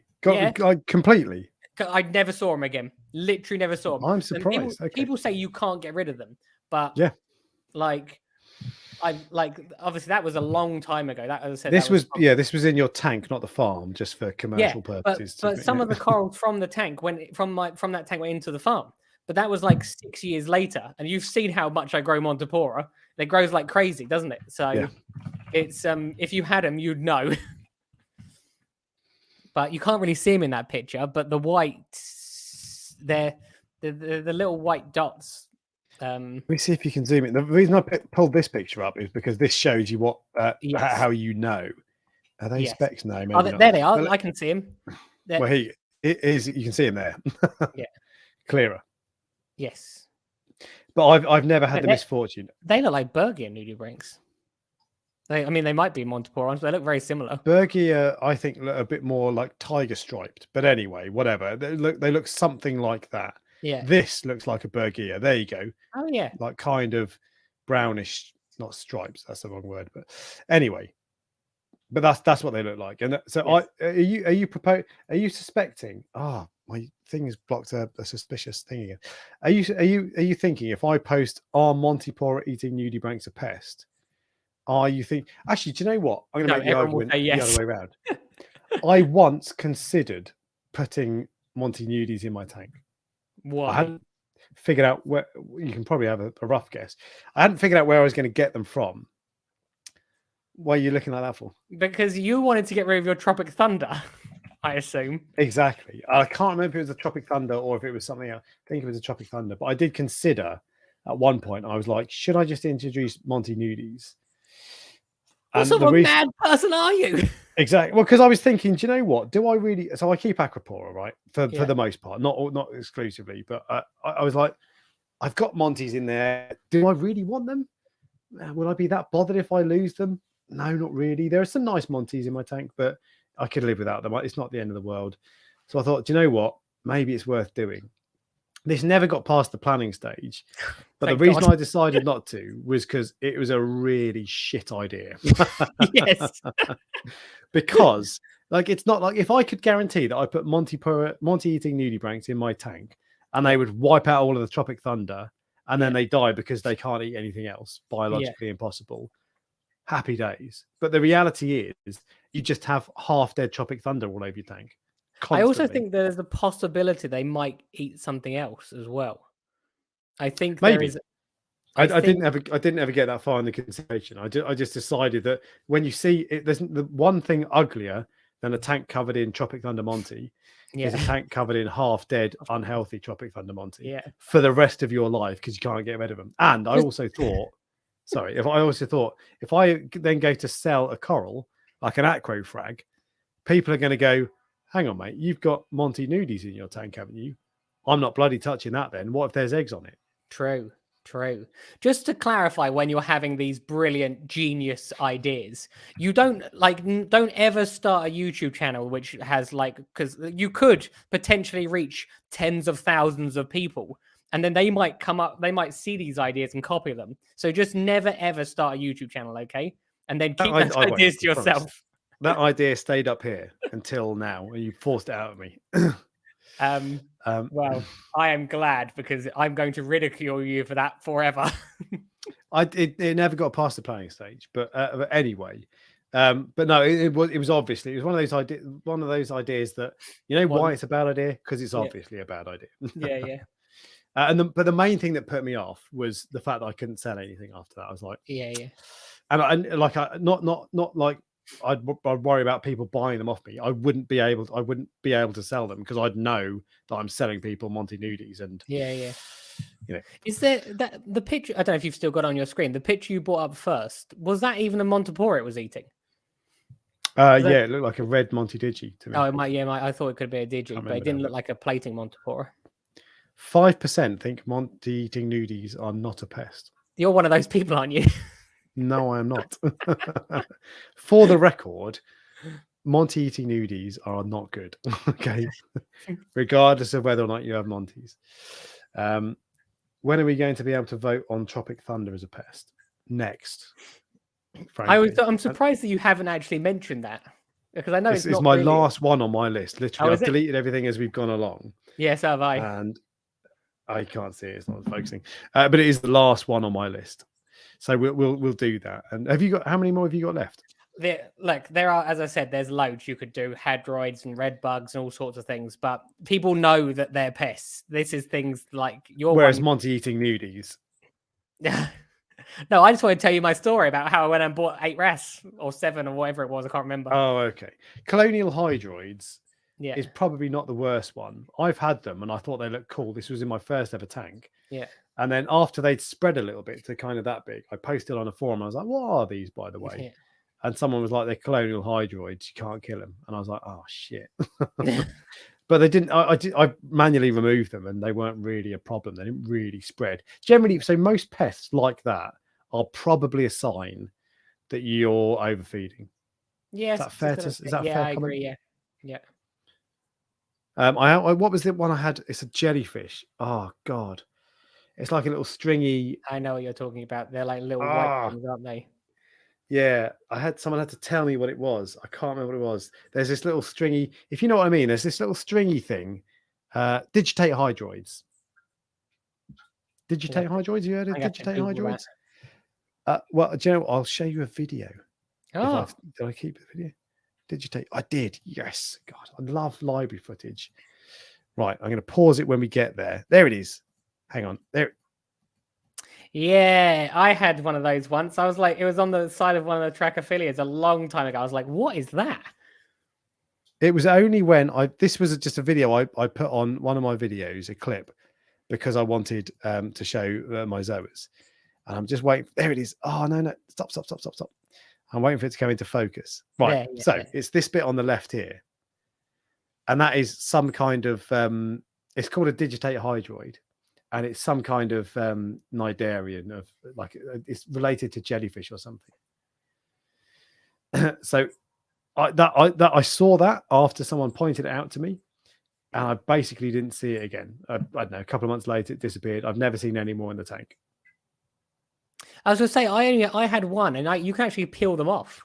Oh, really? Yeah, that you can't see. You see the long stringy bit, but they've got like this. Again, it's see-through. That's like stuck to whatever they're on, and it's just flat. You can literally just peel them off. So I've only ever known of like one person. I've never seen them again. As in, I've only ever seen them myself once. And you've obviously. I saw the comment where it says someone's boss came into work and told them to turn us off. Well, you need to get a new boss. At least they're not telling us to telling them to turn us on. That's true. Yeah.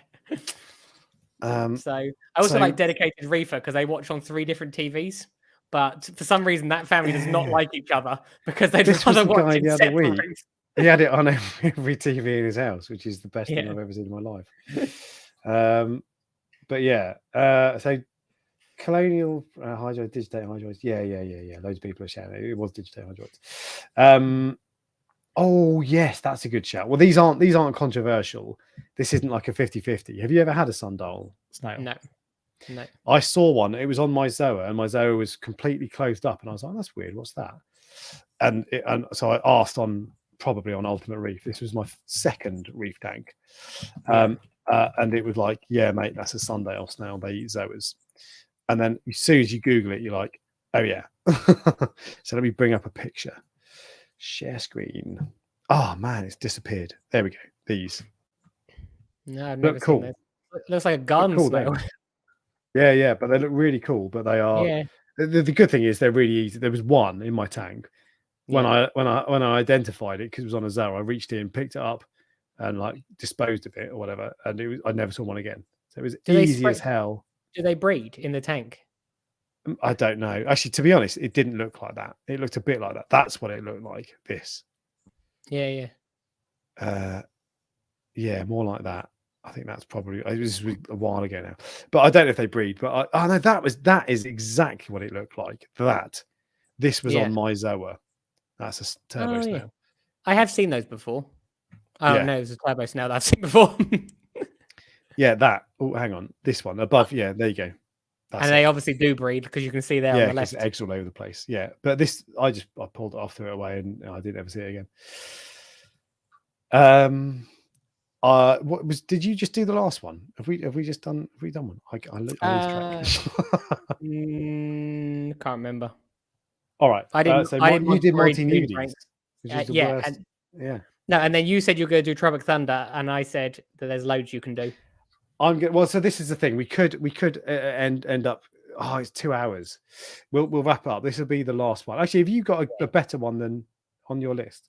Well, you just spoke briefly about hadroids and red bugs. I've never had them, but they're something which I know are not good.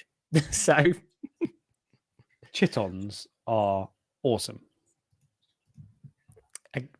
I might recognize what they look like, but I don't know what they are. Here we go. It's funny how you can recognize things by sight, but still not. Oh yeah. But you still don't know. I've never seen one like that. That would be awesome. Would be cool. Yeah. But I've seen these crop up quite. No, the brown kind of whatever that color is. They crop up quite regularly on Facebook groups and forums, and they're harmless. They're cool. Yeah. I don't know if they're different types because they look. Sometimes there's a parasite that I think looks similar. I might be making that up, but I think that's right. But they're cool. I'd love one in my tank. I think they're awesome and they're harmless. So yeah, for sure, a good one. Chitons are life. They chit on algae. Favorite comment of the day. All right. Well, do you know what? If you've not, I'm going to wrap it up. I don't want to stretch it to Montes because we'll just talk about pest corals if we're going to do that, and we've talked about some already. So, are there any others that you really want to do? You're really keen on doing? Chiton. That's in the same way a conch is pronounced conch. Chiton, look, you be nice. You be nice because he has some gunnies that turn you on, and if you're not nice, he'll take them away. And you won't. So they kite on algae. Anyway, all right. Well, in which case we'll wrap it up then. Oh no, do you know what? Chitons, spirabids, sponges, all signs of health. Oh, you're going to show me a spirabid. Spirabid. You'll know this is one, and this is you'll know when you see it. They're tiny. Yeah. I say you know these things. Oh yeah. There's those things on the glass. Yeah. Exactly. Yeah. Not shit on. Yeah, sorry. I'm that's me, different Jace. Oh, anyway. Is it? Which we have two Jaces. Oh no, I think they're talking to each other. I think. Okay, I'm lost. I get lost very easily. All right, well, so should we wrap it up? Yes. There's a firm yes. Okay, guys, thank you very much for watching. Again, I've really enjoyed the last few. It's been really good fun. I love the interaction. I love the engagement. And Ryan's all right as well. So sometimes. Ryan, thank you for coming. We'll have a think about our subject for next week. Okay. Right. See you later. Right. See you. Bye.